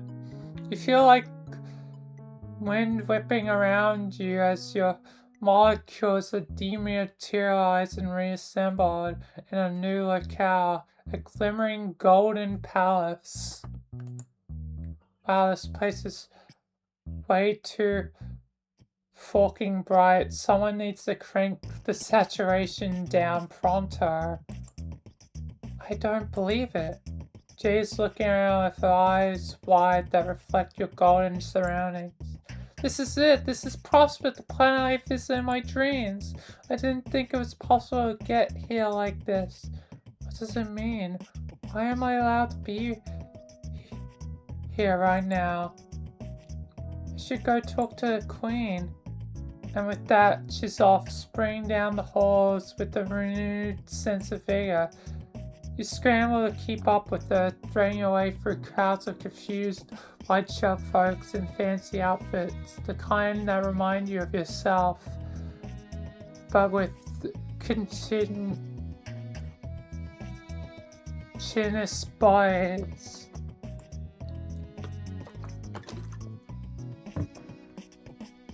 You sidestep a lady carrying a paint can, shuffle down a lengthy golden staircase adored with regal golden spikes, and you can only barely keep your eyes on Jade's long black hair as it swishes behind her. You finally catch up. She's in the middle of an argument with two burly fellows in white suits. She stamps her foot at them, but she's undeterred, blocking a third passage. Eventually, Jade wheels around to look at you. She tries to soften her expression for your sake, but her face is still sour. The guards won't let me see the queen. Apparently she's been real busy with something. They told me I'm not supposed to be here and I have to leave right away. This is total bull. I'm a princess. I swear some of these idiots can't even recognize me without the pretty golden dress. But I guess it's not getting any answers here either. Let's just get out of here.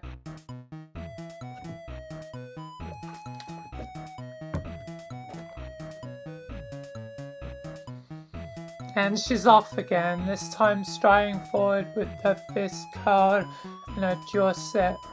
You glance back at the guards, who far both strike you more as worry than ire, and then follow Jade back. You're almost to the exit when you see a dark figure silhouetted against skies brilliant blue. They're humanoid in shape, with two leathery rings outstretched, inky black tendrils trailing behind. Jack? Crimson force crackles in their wake and they swoop over the sea like a bird of prey. Something about them gives you a major case of the heebie-jeebies. You do a little half jog back to transporizer and get the hell out of Dodge.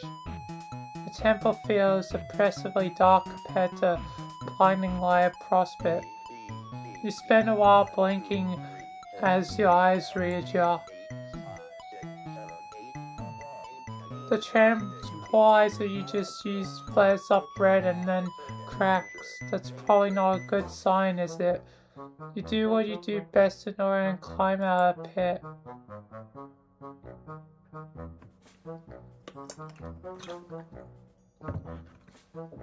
Jay is standing beside the lotus contraption, running her hair along one of her petals with her face set.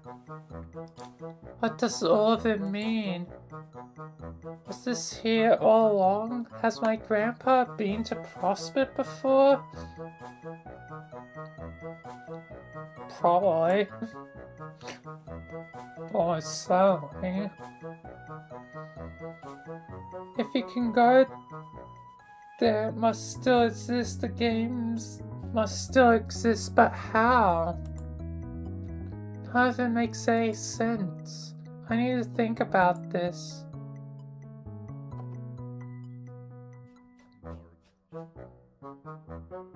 Yeah, what does it mean? And it seems like the queen is trying to probably figure out things with probably like a meaning.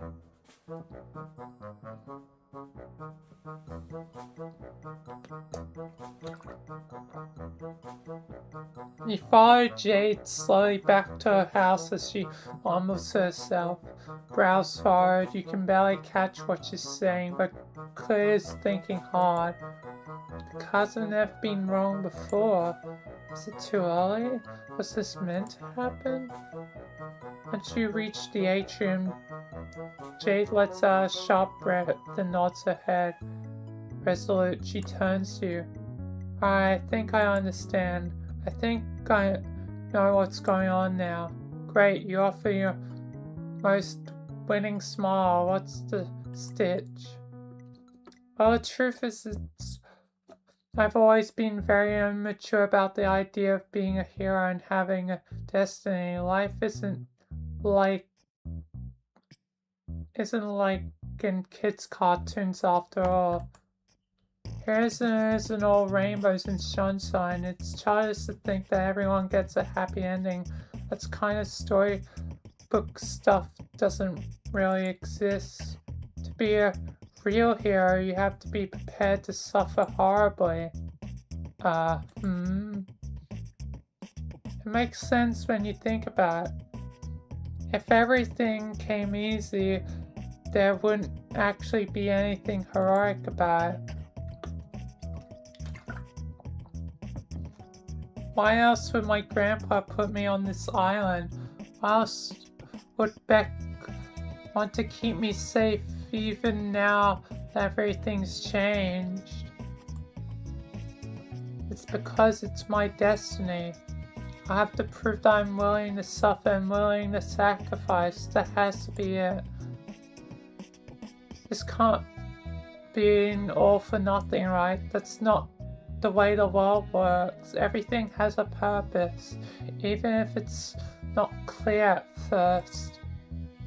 Seeing Prop spin the flesh reminded me of that.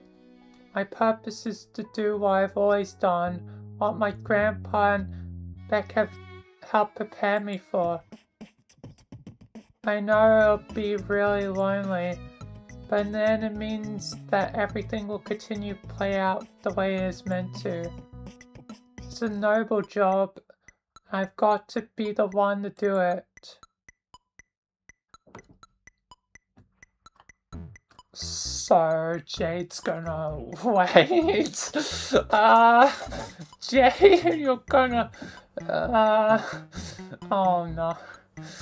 You're gonna be disappointed.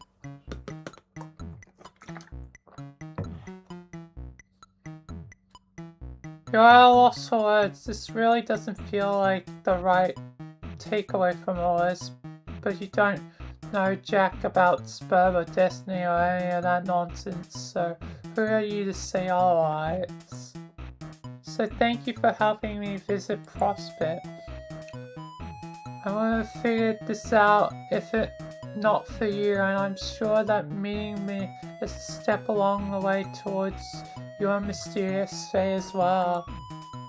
I'll be rooting for you. Whatever Dark has in store.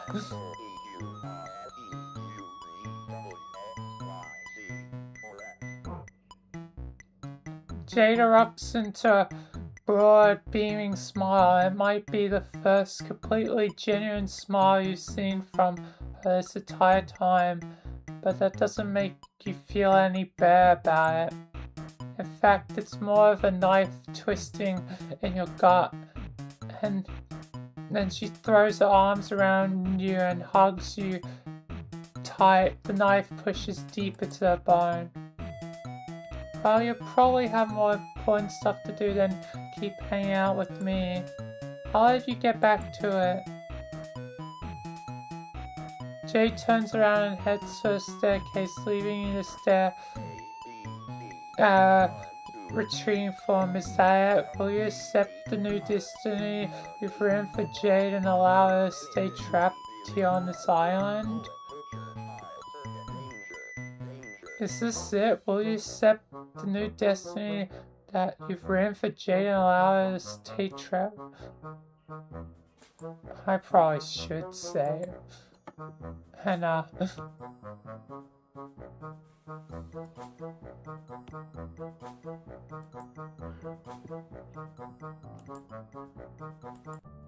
head back to the other path.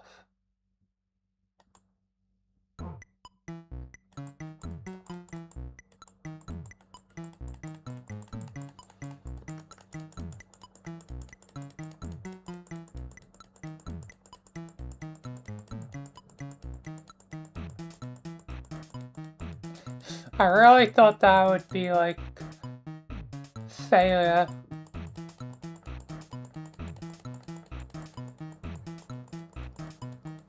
Yes, messing with Beck is probably a failure. There's definitely quite a bit more to Jade's bit.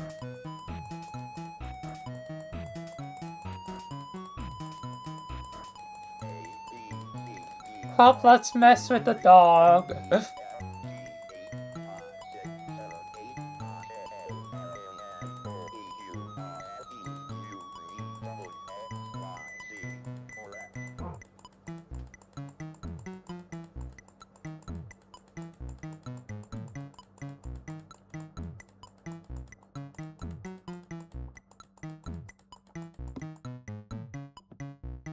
Alright, I'm charging back. It seems to the cause of Jay's problems, even though he's probably not hurting her on purpose, is Becquia. He's a good dog and he wants to protect her, but as time that has passed, Jade has a new omnipotent friend in her life and she's got places to be besides this island. There's only one thing for you to do. You need to establish yourself as the new alpha pack. You must win the right to escort Jade to visit her friends. This is how dogs work, right? Yeah, it definitely is, you think. You square up, bend knees, and tense your palms. What are you doing? Don't worry about it, you tell Jade. You're practically an expert in Lucius wrangling techniques by now. And what technique? She shouts behind you, but you're already charging. Beck doesn't see it coming, or perhaps it is because it's a spectacularly stupid thing to do. You go tumbling to the ground with him and manage to pin him. You know exactly what to do now. This one impossible only course of action has been included with such metric gravity that you're entirely certain it will work as intended. It's gonna be Pet the Dog, isn't it? Oh no, I'm wrong. Punch back in the snout to establish superiority. Jesus Christ.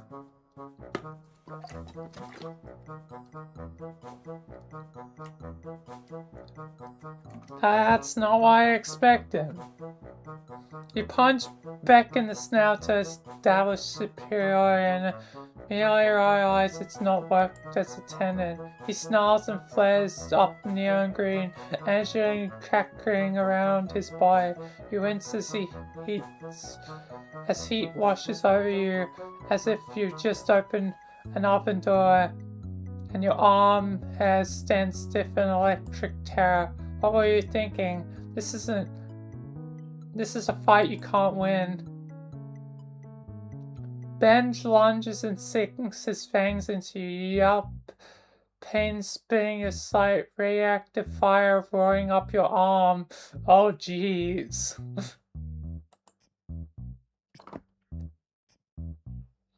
I'm gonna die. Just straight up dead in this ending. You yank yourself away instinctively, try to teleport, but as you disappear, Beck's teeth catch your shoulder and hold on tight. Image background. Get me out of here, not found.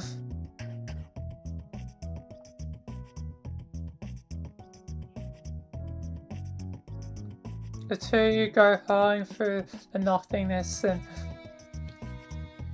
you sure you left the blood spatters on some meta narrative construct like a website scroll bar, the RenPy debug screen or some sort. Eventually, you come exploding back into cannon and bounce off a purple spire with an ungainly smack, dislodging Beck in the process. And thus, it seems. And weirdly enough, Dust looks very similar to like Zaltron Chapter 4. I wonder if Toby being, friends with, Andrew Hussey, he unintentionally made Chapter 4 kinda like Dust. You tremble onto a bridge and scare some dudes in goofy just outfit, and bed lands in front of you. Good boy, can we call it even here? He snarls and green flames crack the snow beneath his feet. So much for that. You throw your arms in front of your face and you squeeze your eyes shut as Beck lunges again, but you don't feel a sting of his fangs against your flesh. Instead, you feel a singularly odd sensation of your body passing right through Beck, as though you just had a window thrown at you like a reverse defenestration.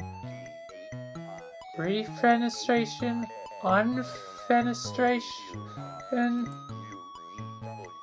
The world beyond your eyelids strobes green, and when you open your eyes, you find yourself staring into a massive verdant sun. The green sun. You think that when Beck went in for the kill, you must have phased through him as his powers surged. It's pure dumb luck. You can't imagine what kind of precise timing it would take to pull that off on purpose. The good news is that you're alive, but your blood loss is really doing a number on you and you can't focus your powers. Your vision flickers at the edges. There's a ringing in your ears louder than the flickering frames of the sun. You only just barely hear a voice from behind you as your eyes glaze over.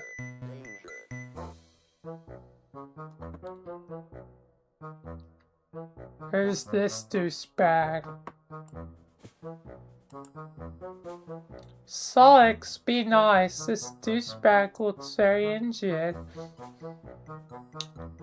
Hi, Solix and Aria again. They always appear in the most unexpected places. I think they're going to have to restart and try and better luck next time. Game over.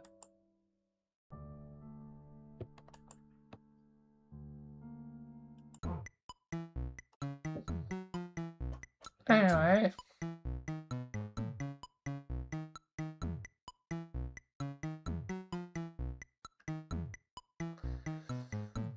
Now it's time for either accepting or not accepting.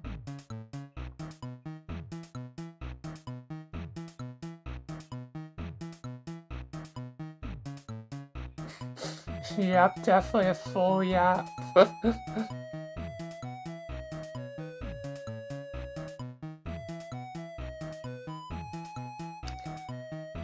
It sucks enough. Aria will probably be quite important in these events. Potentially. But anyway, will you accept the new destiny written for Jade that will stay trapped here on this island? I feel like accept is gonna be fair and do not accept will be success. Aha, you're kinda a huge jerk, aren't you? Or maybe the narrative is a huge jerk, is what you would say, but now you're practically in charge of the narrative, so it's basically just you. But Jade seems happy enough with her long life. Maybe she's better off this way instead of whatever danger she would have gotten caught up if she played Spur. Yeah, you just keep telling yourself that.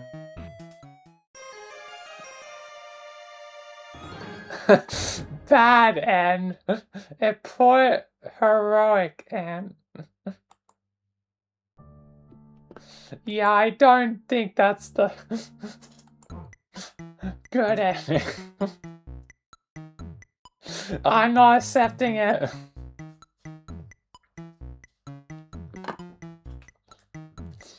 Some people might take this as a lesson in the responsible use of reality-altering powers. Some people might swear off manipulating canon entirely, but not you.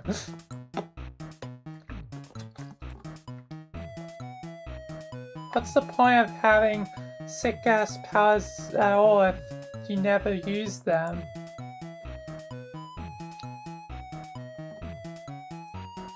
Maybe some guy is going to punish you for the way you've been forking with the universe, but right now you don't care. This girl would burn herself to ashes to keep her friends warm. The least you can do is risk the flame for her sake. You quickly sprint upstairs. Oh, you're not leaving? Don't you have places to be? I'll be fine here alone, I promise. It's my duty. I'll get used to it eventually. You can't imagine she's okay with that, no matter what she says. Does she really want to stay alone for the rest of her life? Of course not. What I want to do is explore the world and hang out with all my pals.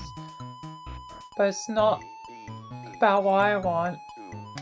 It's about doing what has to be done. That's what it has always been about for me. Well, that's bullshit. Huh?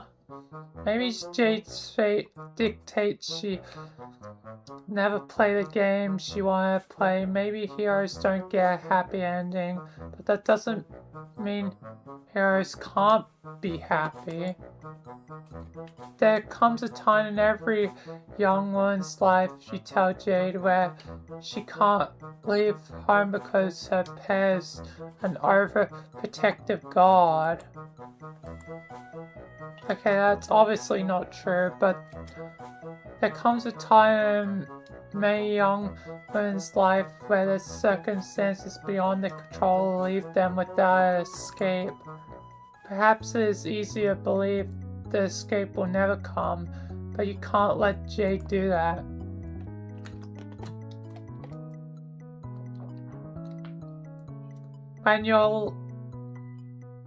When life has you stuck at home, perhaps? Home stuck? You can still hold on to hope. You can fight no matter how long you have to wait. You can keep looking for another chance to see the world. And if the universe tells you to sit, stay, and roll over, you look the universe dead in the eyes and ask, who do you think is the master around here? And then tell it to mother fucking heal.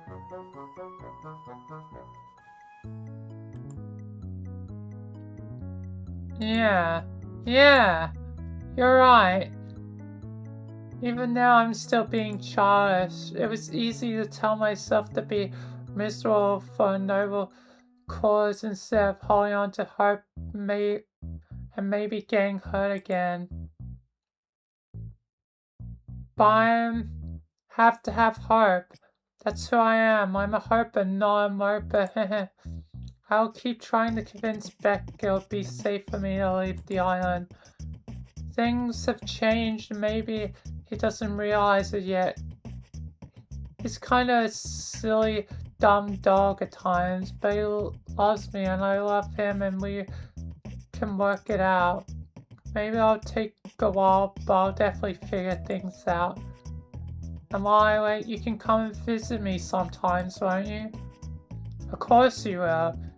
You're not how to abandon your friends. The idea is unthinkable. You promised Jade you'll come and visit her. Come visit? Come visit. A light bulb goes off in your head. One of those cool LED bulbs. The kind that syncs up to your phone and changes color and spies on you for a compliment. What? Oh, pie time! You asked Jay if she's ever had a slumber pie. A slumber pie?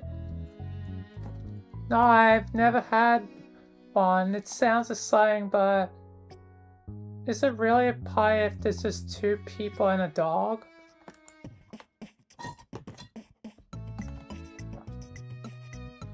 That sounds more like a mild slumber hangout. Don't worry about it, you tell her. You start getting the place ready for a bash, pull out the sleeping bags, conjure up some lightly arrayed snacks, pump up the fresh jams, etc, etc. I don't know if we even have sleeping bags, but okay, I'll see what I can do. Maybe there's something useful in my grandpa's old supplies. You cheer a confident salute, and then dissolve into ether cannon. Alright, Egbert, up and it's pie time. John yelps and trembles out of his chair, crashing to the ground in an undignified heap. It looks like he's in the middle of debugging some code on his computer when you interrupted him. He disentangles his limb and stands up with a groan. Okay, magic mailman, we need to get some things straight. Your powers are extremely cool, but using them like this is kinda lame. Jump scares rank very low on the prank scale. They don't take any effort. They're sort of mean and annoying. You apologize for scaring John. This is just a very exciting mood right now because it's time for a motherfucking slumber party! Oh cool, I've never been to a slumber party before. Who's it with? You grin. Don't you know already who with, John? The American Association of Mailmen? You give him a blank stare. Alright, probably my other friends. That should be obvious. There you go, John. You tell him to pack up whatever supplies he thinks he should bring and then get ready for another whirlwind ride through space-time. I don't know. I should probably do the responsible thing and let my dad know I'm going on a trip, even if I'll be back soon. Okay, that's fine. You tell her. But don't take too much time. This route's already getting pretty long. Cool, okay. What should I bring? I need to grab some movies, definitely. Dave will be there, right? I should bring some mahogany movies so you realize I was right all along about Matthew's stellar acting. Oh, of course, some snacks. This will be a great time for me to unload all the excess birthday cakes my dad made me. Seriously, there are hundreds of them in the fridge. It is highly ridiculous. You wait patiently. It's John in John's room as he goes downstairs to fetch his bounty of cakes, talk to his dad, and do all other pre-preparation. It takes forever. You're not really sure what he's doing down there. You think it might be walking around examining all the objects in his home in great detail or solving a bunch of puzzles. Con John. That's not the right genre of game. Get your short together. Okay, ready.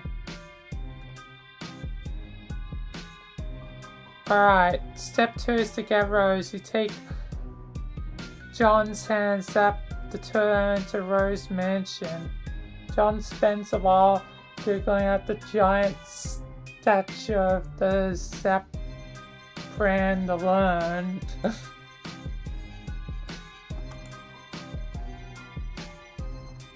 Then you ascend the staircase towards Rose's room and knock on the door. Her voice comes from within, slightly muffled. You're home early. I've been hearing strange noises from the neighboring lab of late. Have you?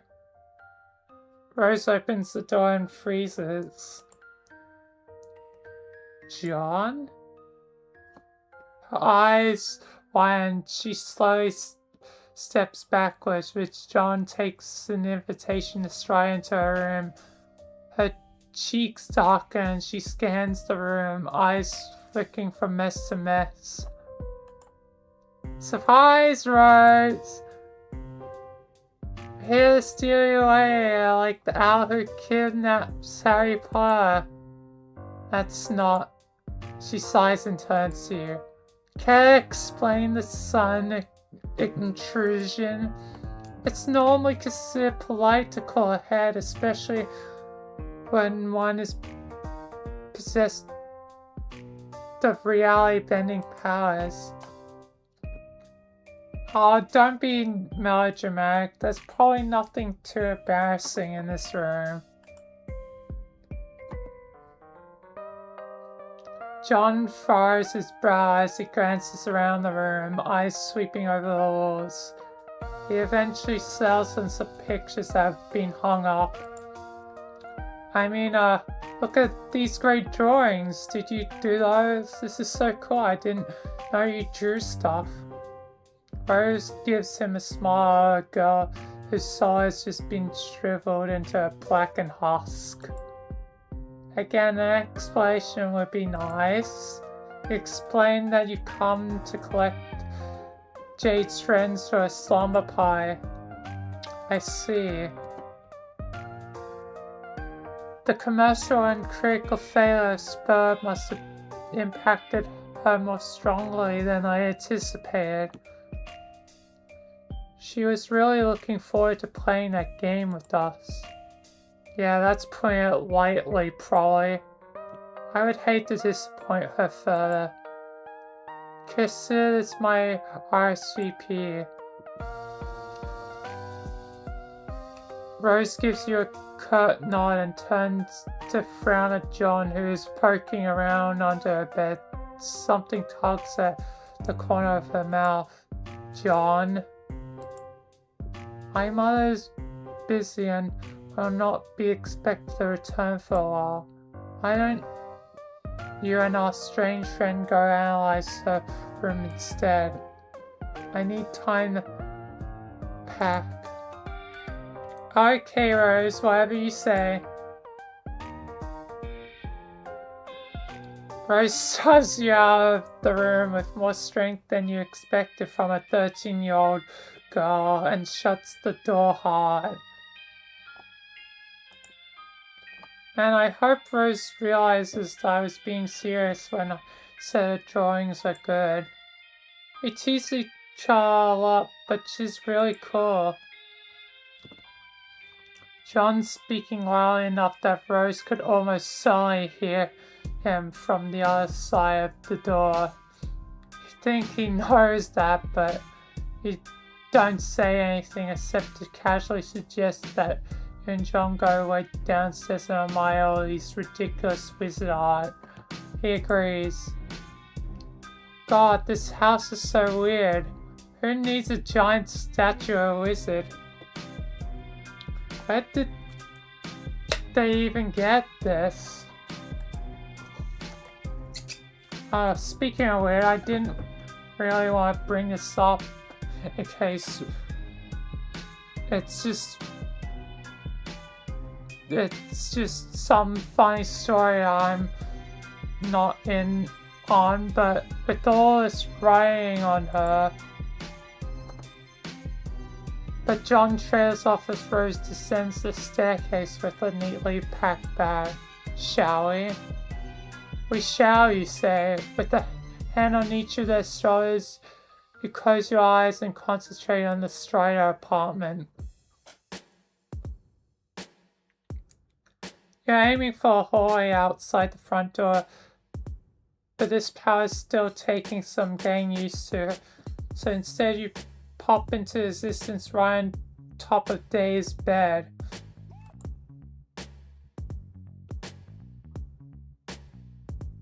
It's tapping away on this computer, and as soon as you appear, his entire body tenses up. You barely had a moment to react before Dave wheels around in his chair and flings a handful of shurikens at you. Grazes Rose's cheek so closely a strand of pale hair flies to the ground. She turns to look at the weapon now embedded in the wall and runs a finger along the edge of the blade, squinting. Oh, Jesus, short. What the fuck, man? Surprise. Okay, rule 1 of time travel dimension hopping. Don't fucking pull this kind of short.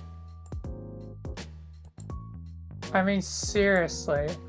Under any other circumstances, I'd be showing my fucking nuts off about the opportunity to chill with my best bro. But dude, you can't just drop a guy's besties into the middle of his room out of nowhere like this. This is a dream social fox pass. You gotta give a guy some time to prepare. Don't be melodramatic, Dave. I assure you, this is nothing present in this room that could make us think any less of you. If Rose was scared by a near-death experience just now, she doesn't show it. She hops off the bed and glances around. Jeez, how long is this gonna be? Because I'm thinking about having a break.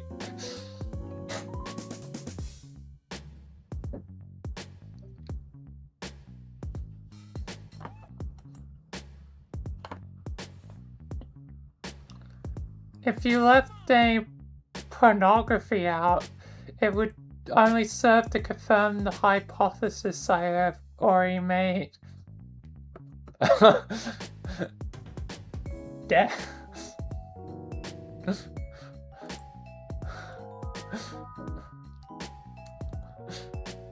Rose really just said that. Haha, dude, are these selfies? Are you doing the duck face in this one?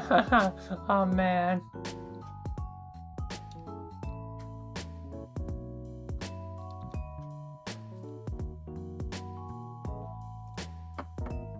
Maybe it might be AFK time, like, I'm out of, like, one. Probably want food even though it'll be inconvenient to eat and read, but...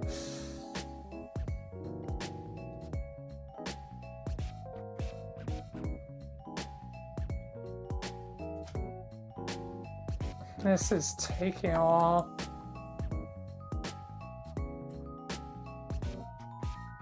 Oh, for fuck's sake, John. Yeah, maybe it's AFK time.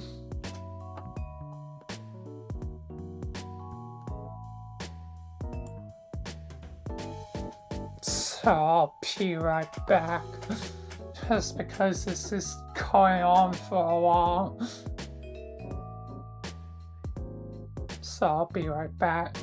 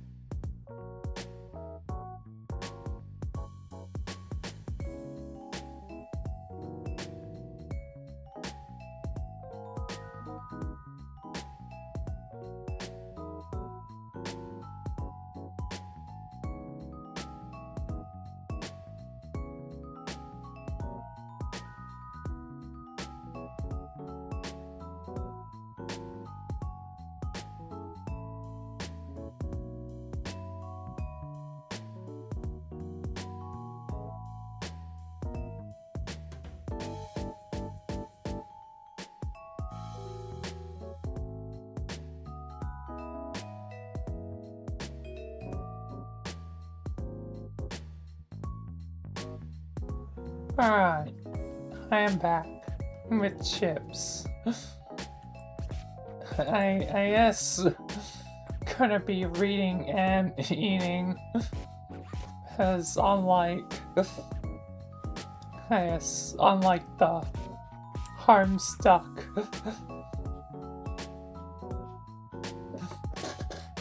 collection, I can't have a music bit. I'm eating Doritos, not cookies. I mean chips.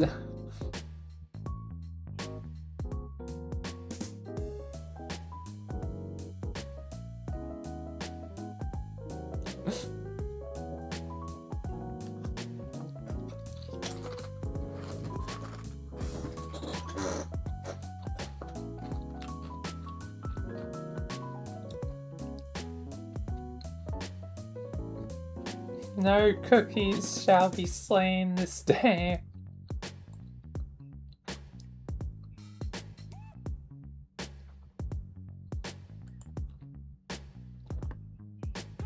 Well, actually that's kind of a lie.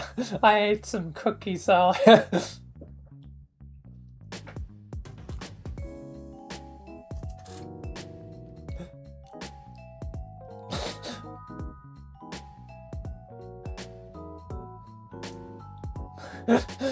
I'm sorry, Cookie.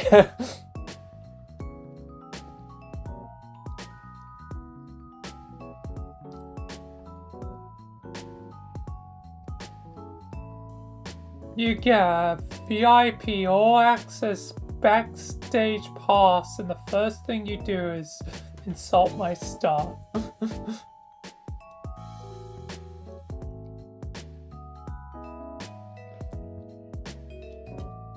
It's okay, hooray! Murder of the cookies!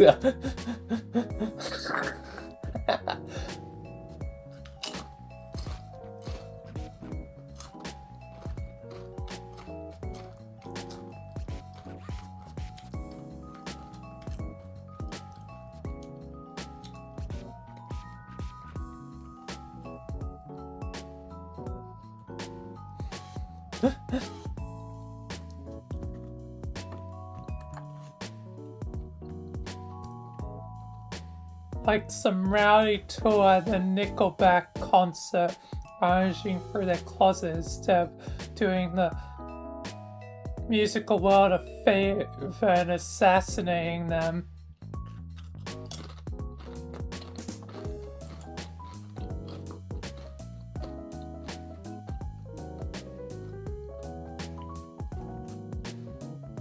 Well, yeah.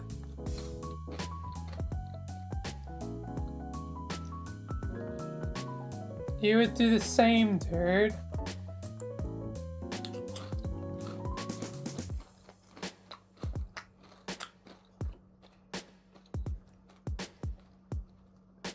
Touché.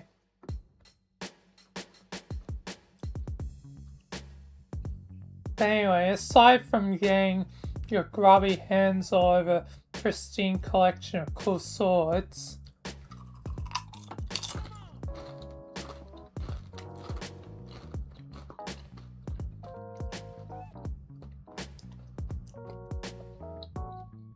what the hell are you all doing here?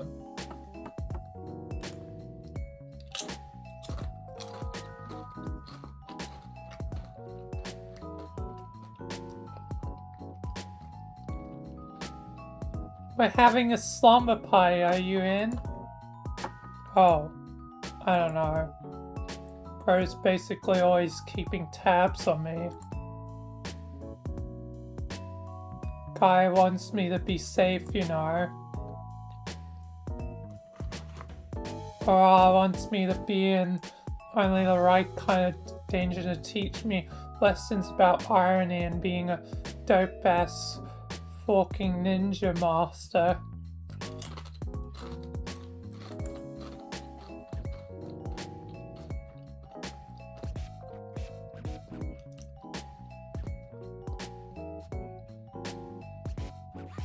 It's all pretty intense supervision is the point being made here.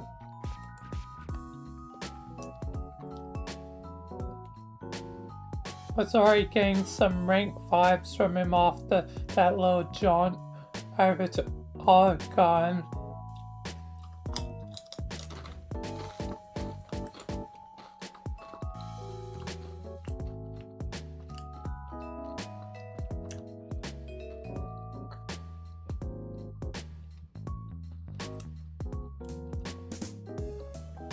Actually, the vibe's been off ever since the day John's birthday, if I'm being honest. Because that's when things were supposed to change.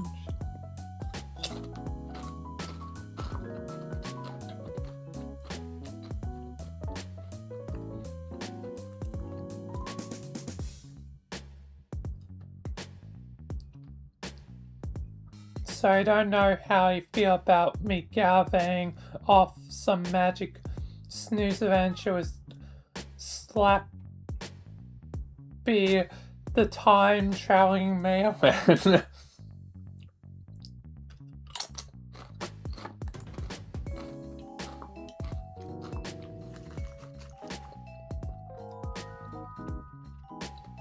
Seems kinda the thing he'd take issue with.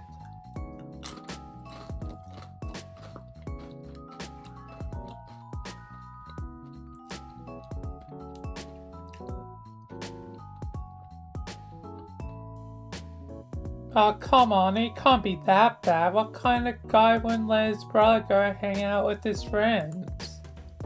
Yeah, I guess. Be a pretty short kind of guy if he did that.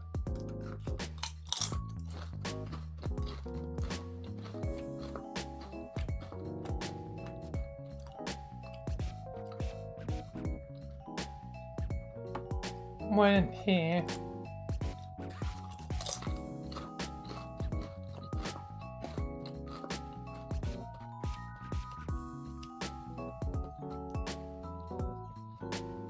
Dave stares off into the middle distance for a while. Rose observes him intently.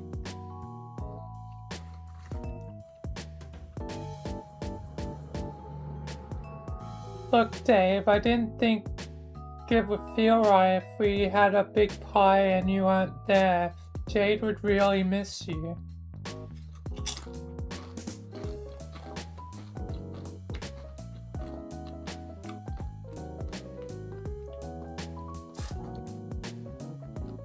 As would we.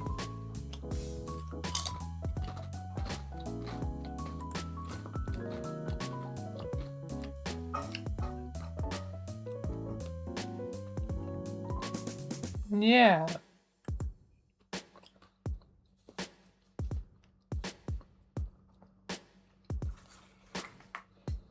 Dave glances furtively around the room as if he's suspecting a camera to blink at him from in one of the corners.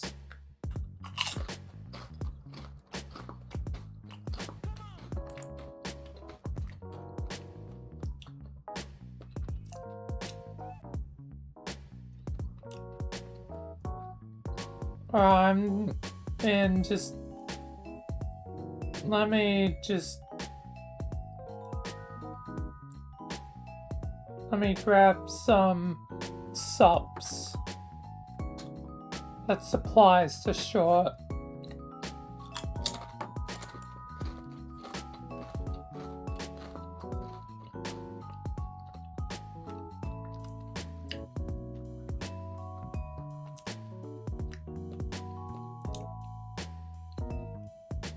Hey, mailman, what's Jade's hell dog like? Do I need to bring one of these cool ass swords?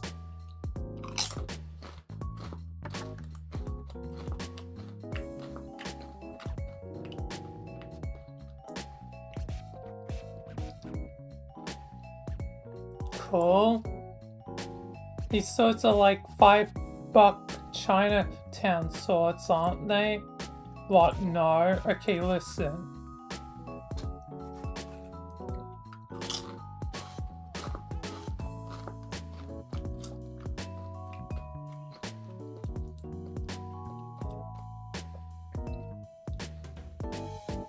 While Dave grabs his stuff, John heckles him affectionately. Rose's attention has been drawn back to the shuriken Dave threw her. You stroll over and ask her what's up. She responds with her own question.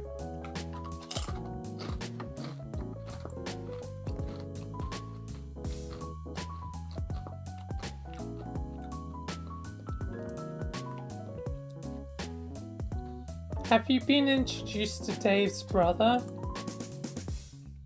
Not yet. You've heard a lot about him though. For the sake of diplomacy, you only briefly touch on the opinion you form.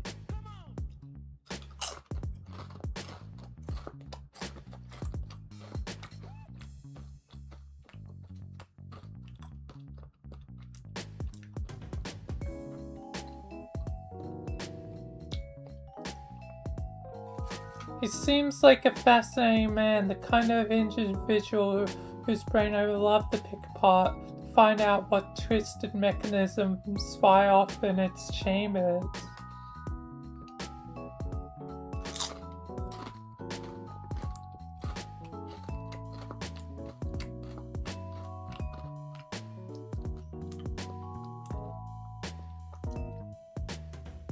So that's what she's thinking about Dave's bro?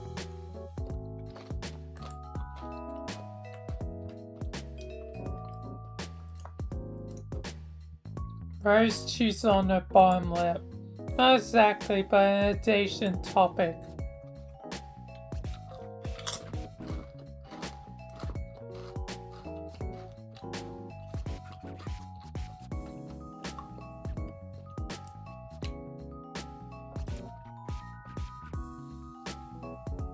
I'm mulling over the ethical quandaries presented by the existence of powers eccentric.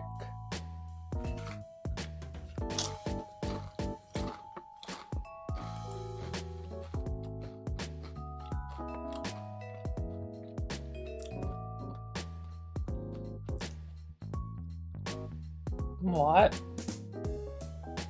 It's nothing to concern yourself with yet. We have a party to attend apparently.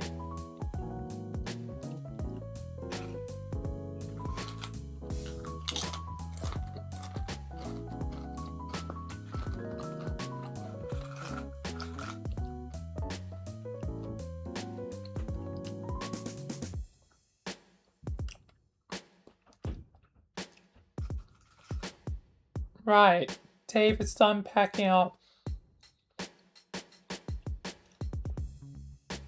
You open both palms and suggest that everyone holds hands so you can best channel your powers.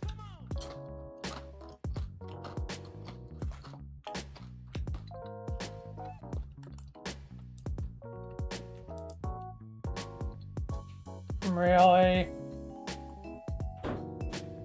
We're holding hands. God, this is so lame.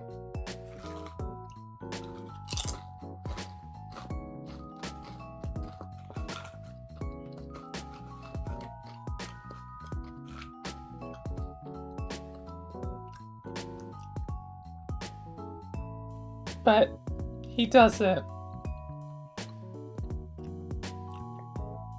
And when he clasps John's and Rose's hands, he shifts around and blushes, feigning suggests he really doesn't think it's so lame. In fact, he may think the opposite of lame. He may think it rad.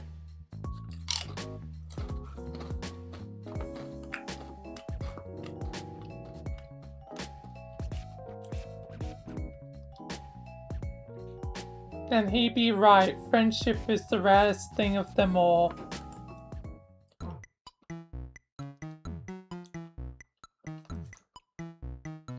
You're full of warm and fuzzy friend feelings as you teleport to Jade's atrium. Wait, no, that's just the feeling of body dissolving and reconstituting itself halfway across canon. They're very similar feelings.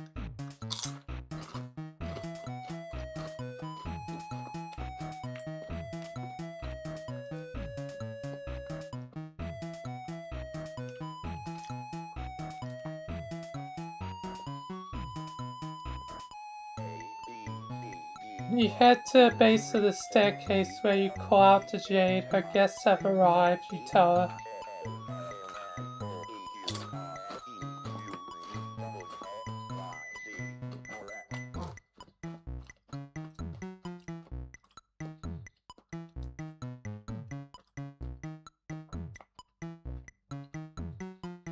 Jade rushes down the stairs and nearly trips over her skirt. Her expression is tired and anxious, and when she sees your motley crew standing there, she freezes up. Her breath hitches in a half sob.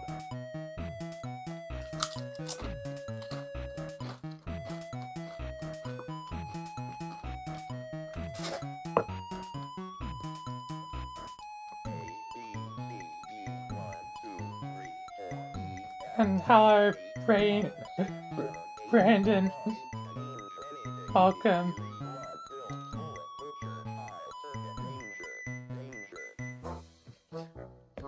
English? Which one? The language or the person? But yes, I speak English, if that's the question. If it's about Lord English, I don't think he has any factor into this narrative.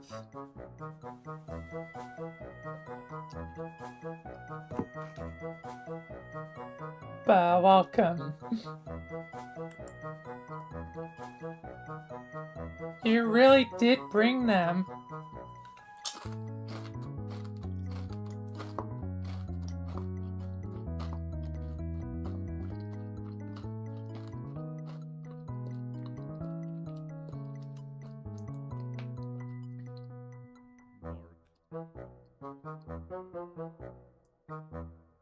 I mean, it should have English in the thing. Probably the tags or whatever.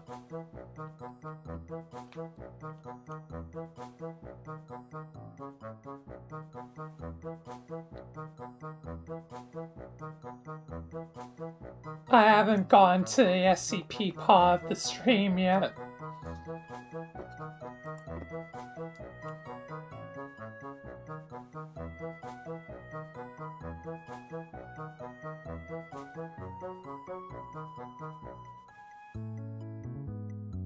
They're here.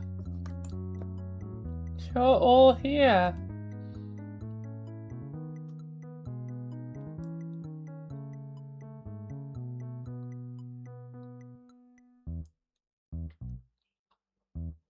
I'll be doing the SCP part, you know, a bit later.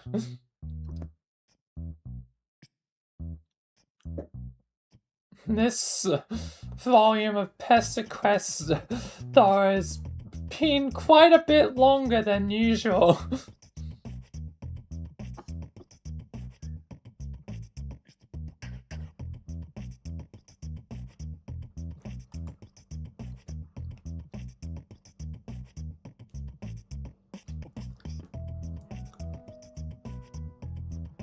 Jade breaks into a wide grin and sprints forward, launching herself like a missile at her friends.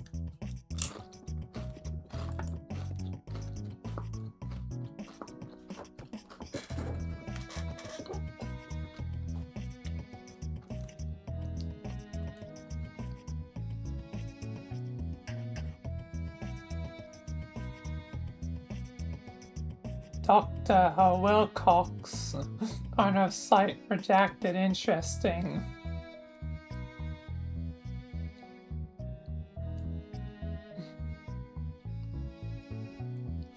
Well, I'm orange and I kind of created somewhat my own SCP AU with the mainly in the days of Michael. This point's more multiverse than SCP with my story.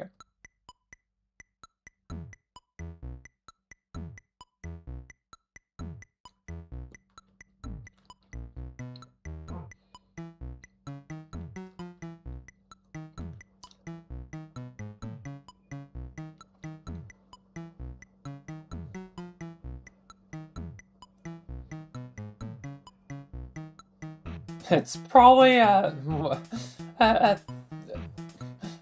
story thing, Cookie. Like my thing. Like a group.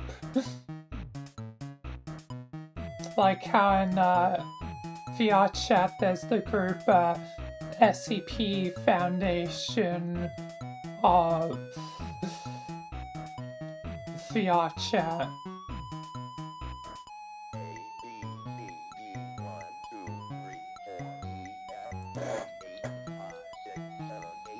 Dave throws himself bodily out of the way and Rose takes an alarmed step back, leaving John to bear the full brunt of her affections.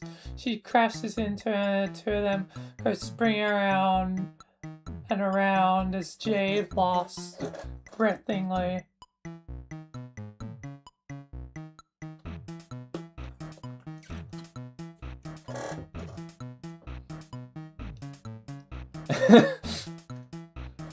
As soon as I mentioned VR chat revenge.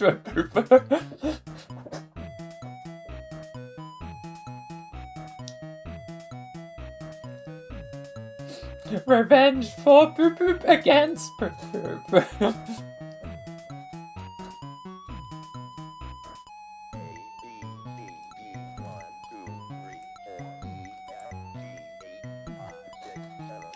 Oh, whoa, calm down there, Jade. It's nice to see you too.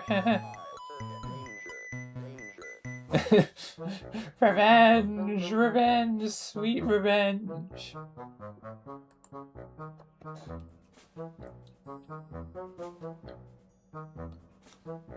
Tears are beating up in her eyes. She squeezes him and then pecks him his cheek with a soft kiss.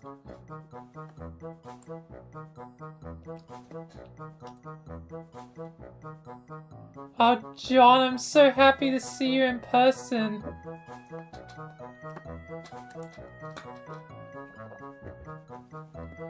In waking person and everything. I spent so much time watching you sleep. Phrasing, Jade. Haha, what?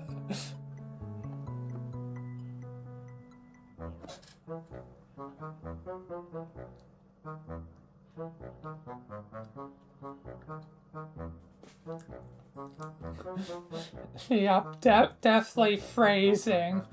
Because in her dreams, she sees John on Prospect, and John is stuck sleeping.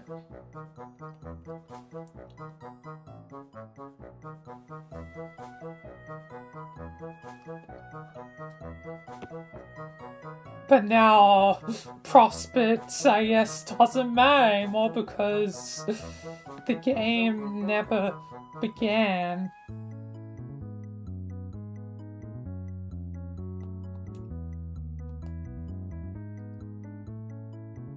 I guess somewhat scary.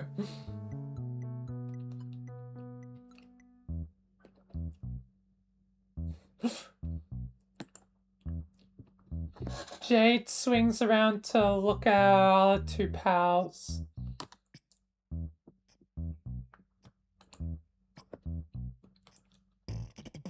Come on, you two, get over here. We're having a 4 times hug combo right now.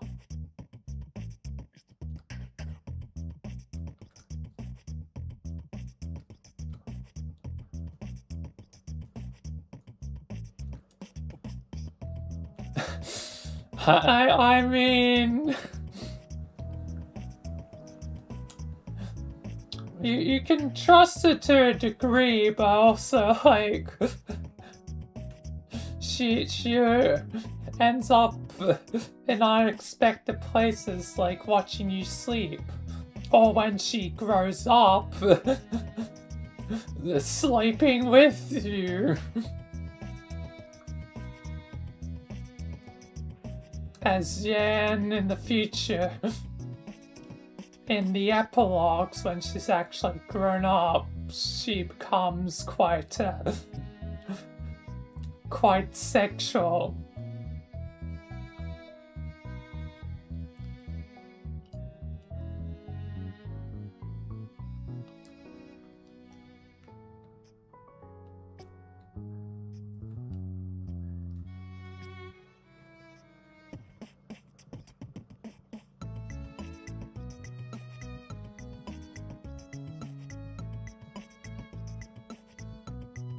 What do you mean, phrasing? I'm saying what happens later in the story.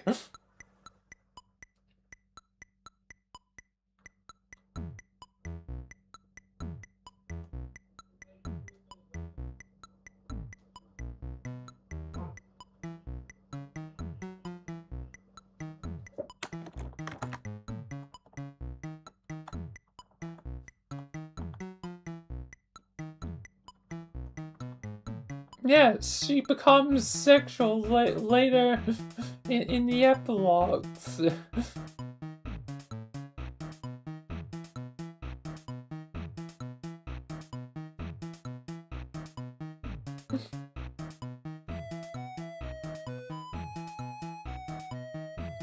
How else would you...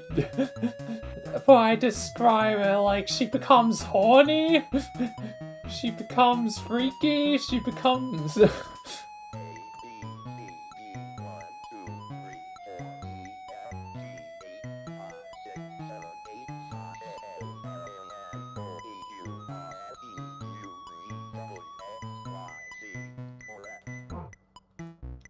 Because that's what happens in the story.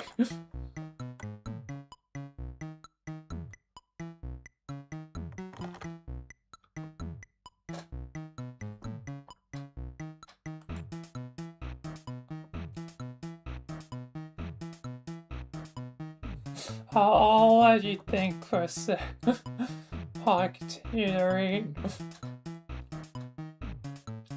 Rose and Dave cautiously step forward, and Jay, with John's help, yanks them both into a tight embrace. She smooches them on the cheeks too.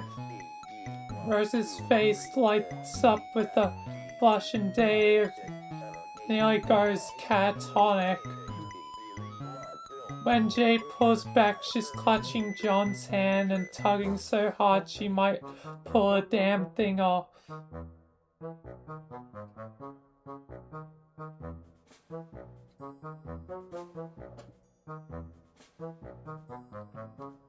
Amorous?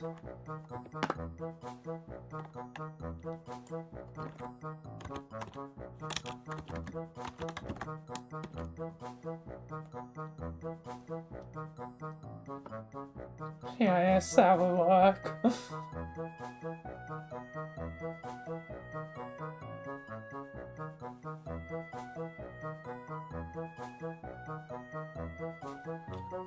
Well, then she comes quite amorous later.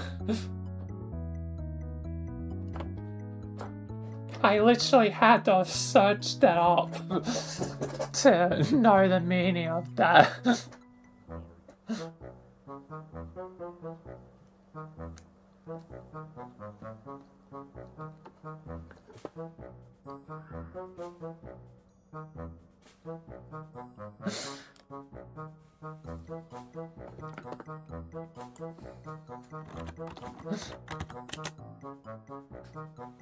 Showing feeling or relating to sexual desire.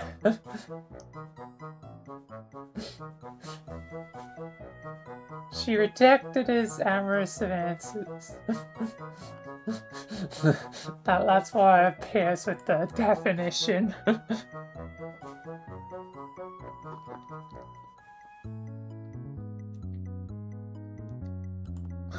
Boop Boop Slayer.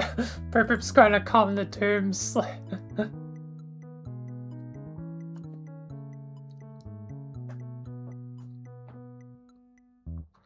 Then, I guess, Jade becomes amorous later in the story.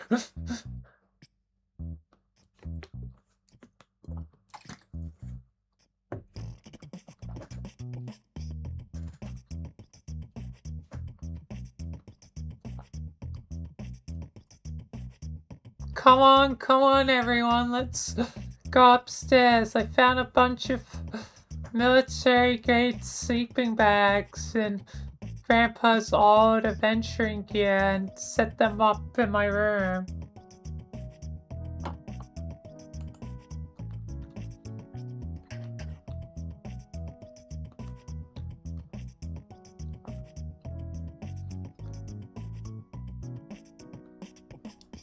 I can play with all my toys and jam out to some music and stay up all night chatting with each other and oh my god, you're here, this is really happening.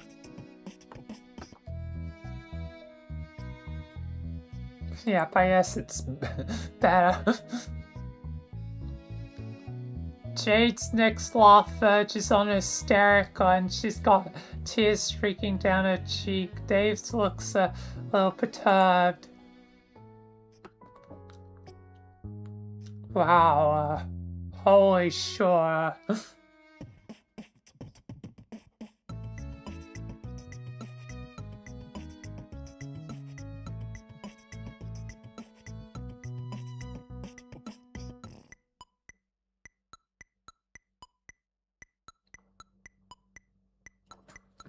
You think Jade would have the adult voice?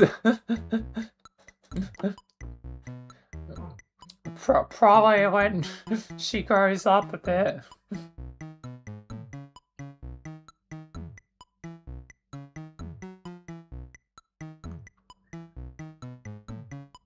To be fair, I literally kinda sometimes purposely make the adult boop boop voice amorous.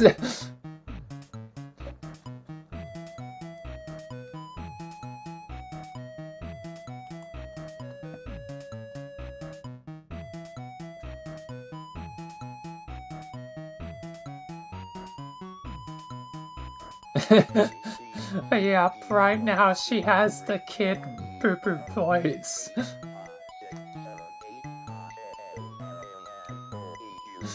She doesn't get to be adult until we get back on track with Beyond Canon when she's 23.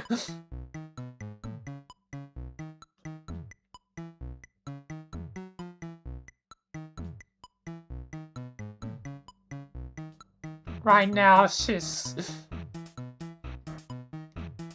the start of story herself.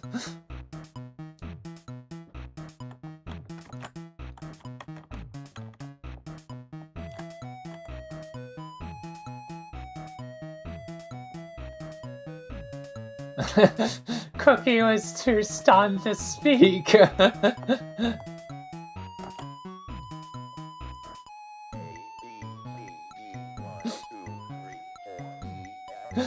Boop Boop is amorous. I mean, yeah, as I said. Boop Boop was the aeon of sex. Keyword being was. Marcy is now the Aeon of 6.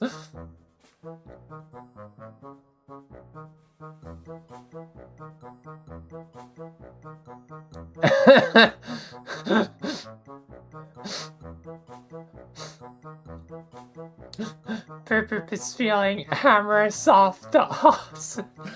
Yeah, that probably get Boop going.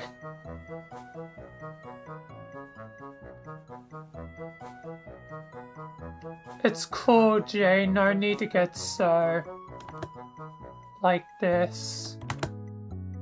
Kinda fucks me up seeing you cry.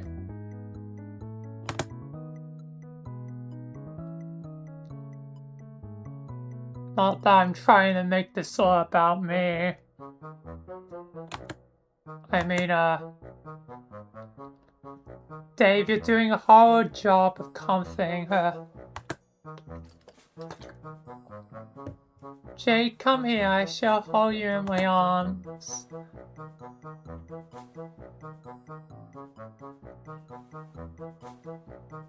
Rose walks over to Jade, extends her thumbs and swipes them down Jade's teary-eyed cheeks in a stiff mechanical motion. Then she wraps her arms around Jade in an embrace that could generously be called a hug, but looks more like the precursor to an alien medical examination. John boggles at the display.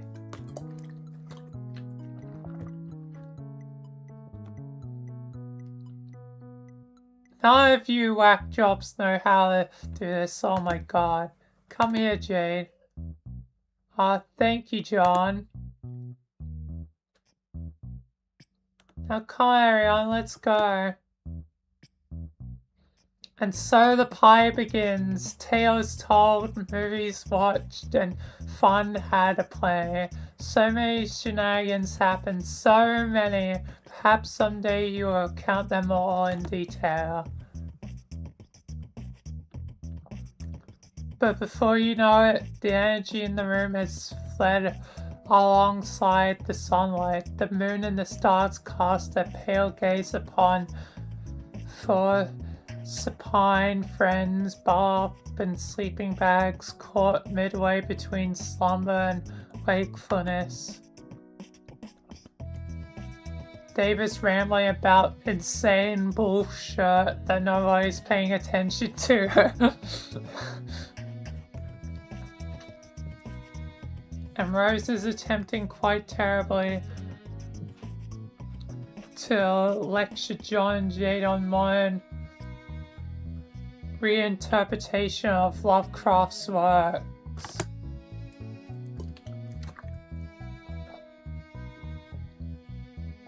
You'd think it's about time you bowed out. It's not that you haven't enjoyed chumming up with these kids, but you feel kind of weird sticking around overnight. You can come back later. Besides, you got places to go and sights to see.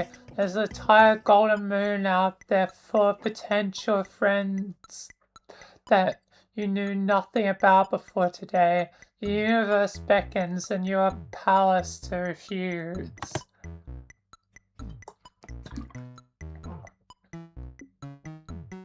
You give Beck a little knock, like, hey, take care of these kids. Beck doesn't nod back because he's a dog, but you like to think he understands. As you quietly slip down the staircase and now aside, you spare one last glance at the group and find a sigh escaping your lips. Everything that happened here feels almost too good to be true. Can it last? Can this brazen wish fulfillment go unpunished? You find that hard to imagine. There's something fate touched about these kids. You can feel it in your bones.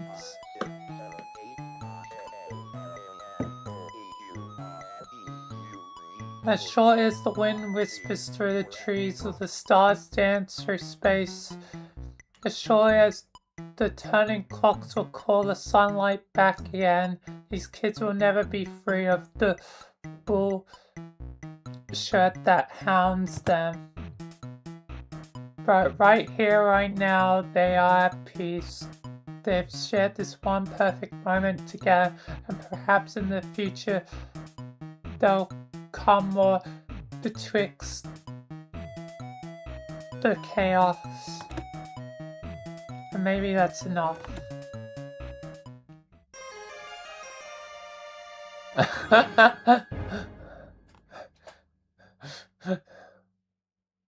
Fairy day.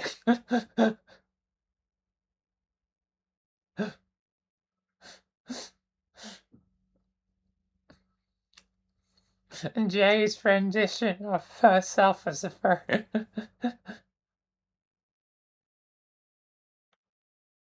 Meanwhile, Rose is doing John's nails.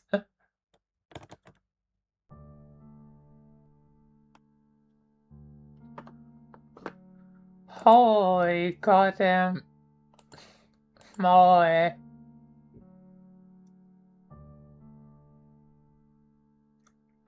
The lack of the apocalypse was your favorite part.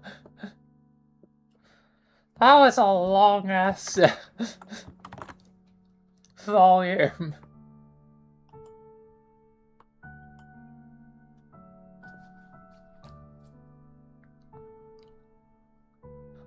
Hopefully it's shorter as the next one. But then again, we're moving on to Carcat next, and he is the goddamn talker.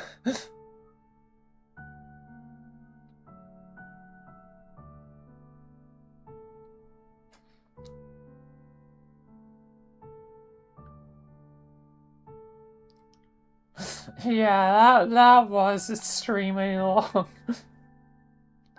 Even though it was only like an hour longer than usual, that felt like eternity.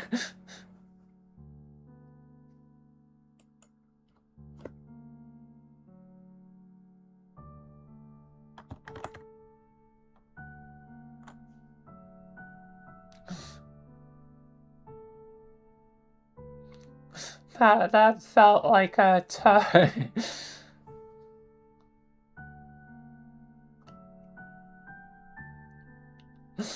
Anyway, I guess so time to conclude the YouTube side and then actually move on to Seeker Lab. Sorry for all those that wanted to see Seeker Lab. It took longer than usual.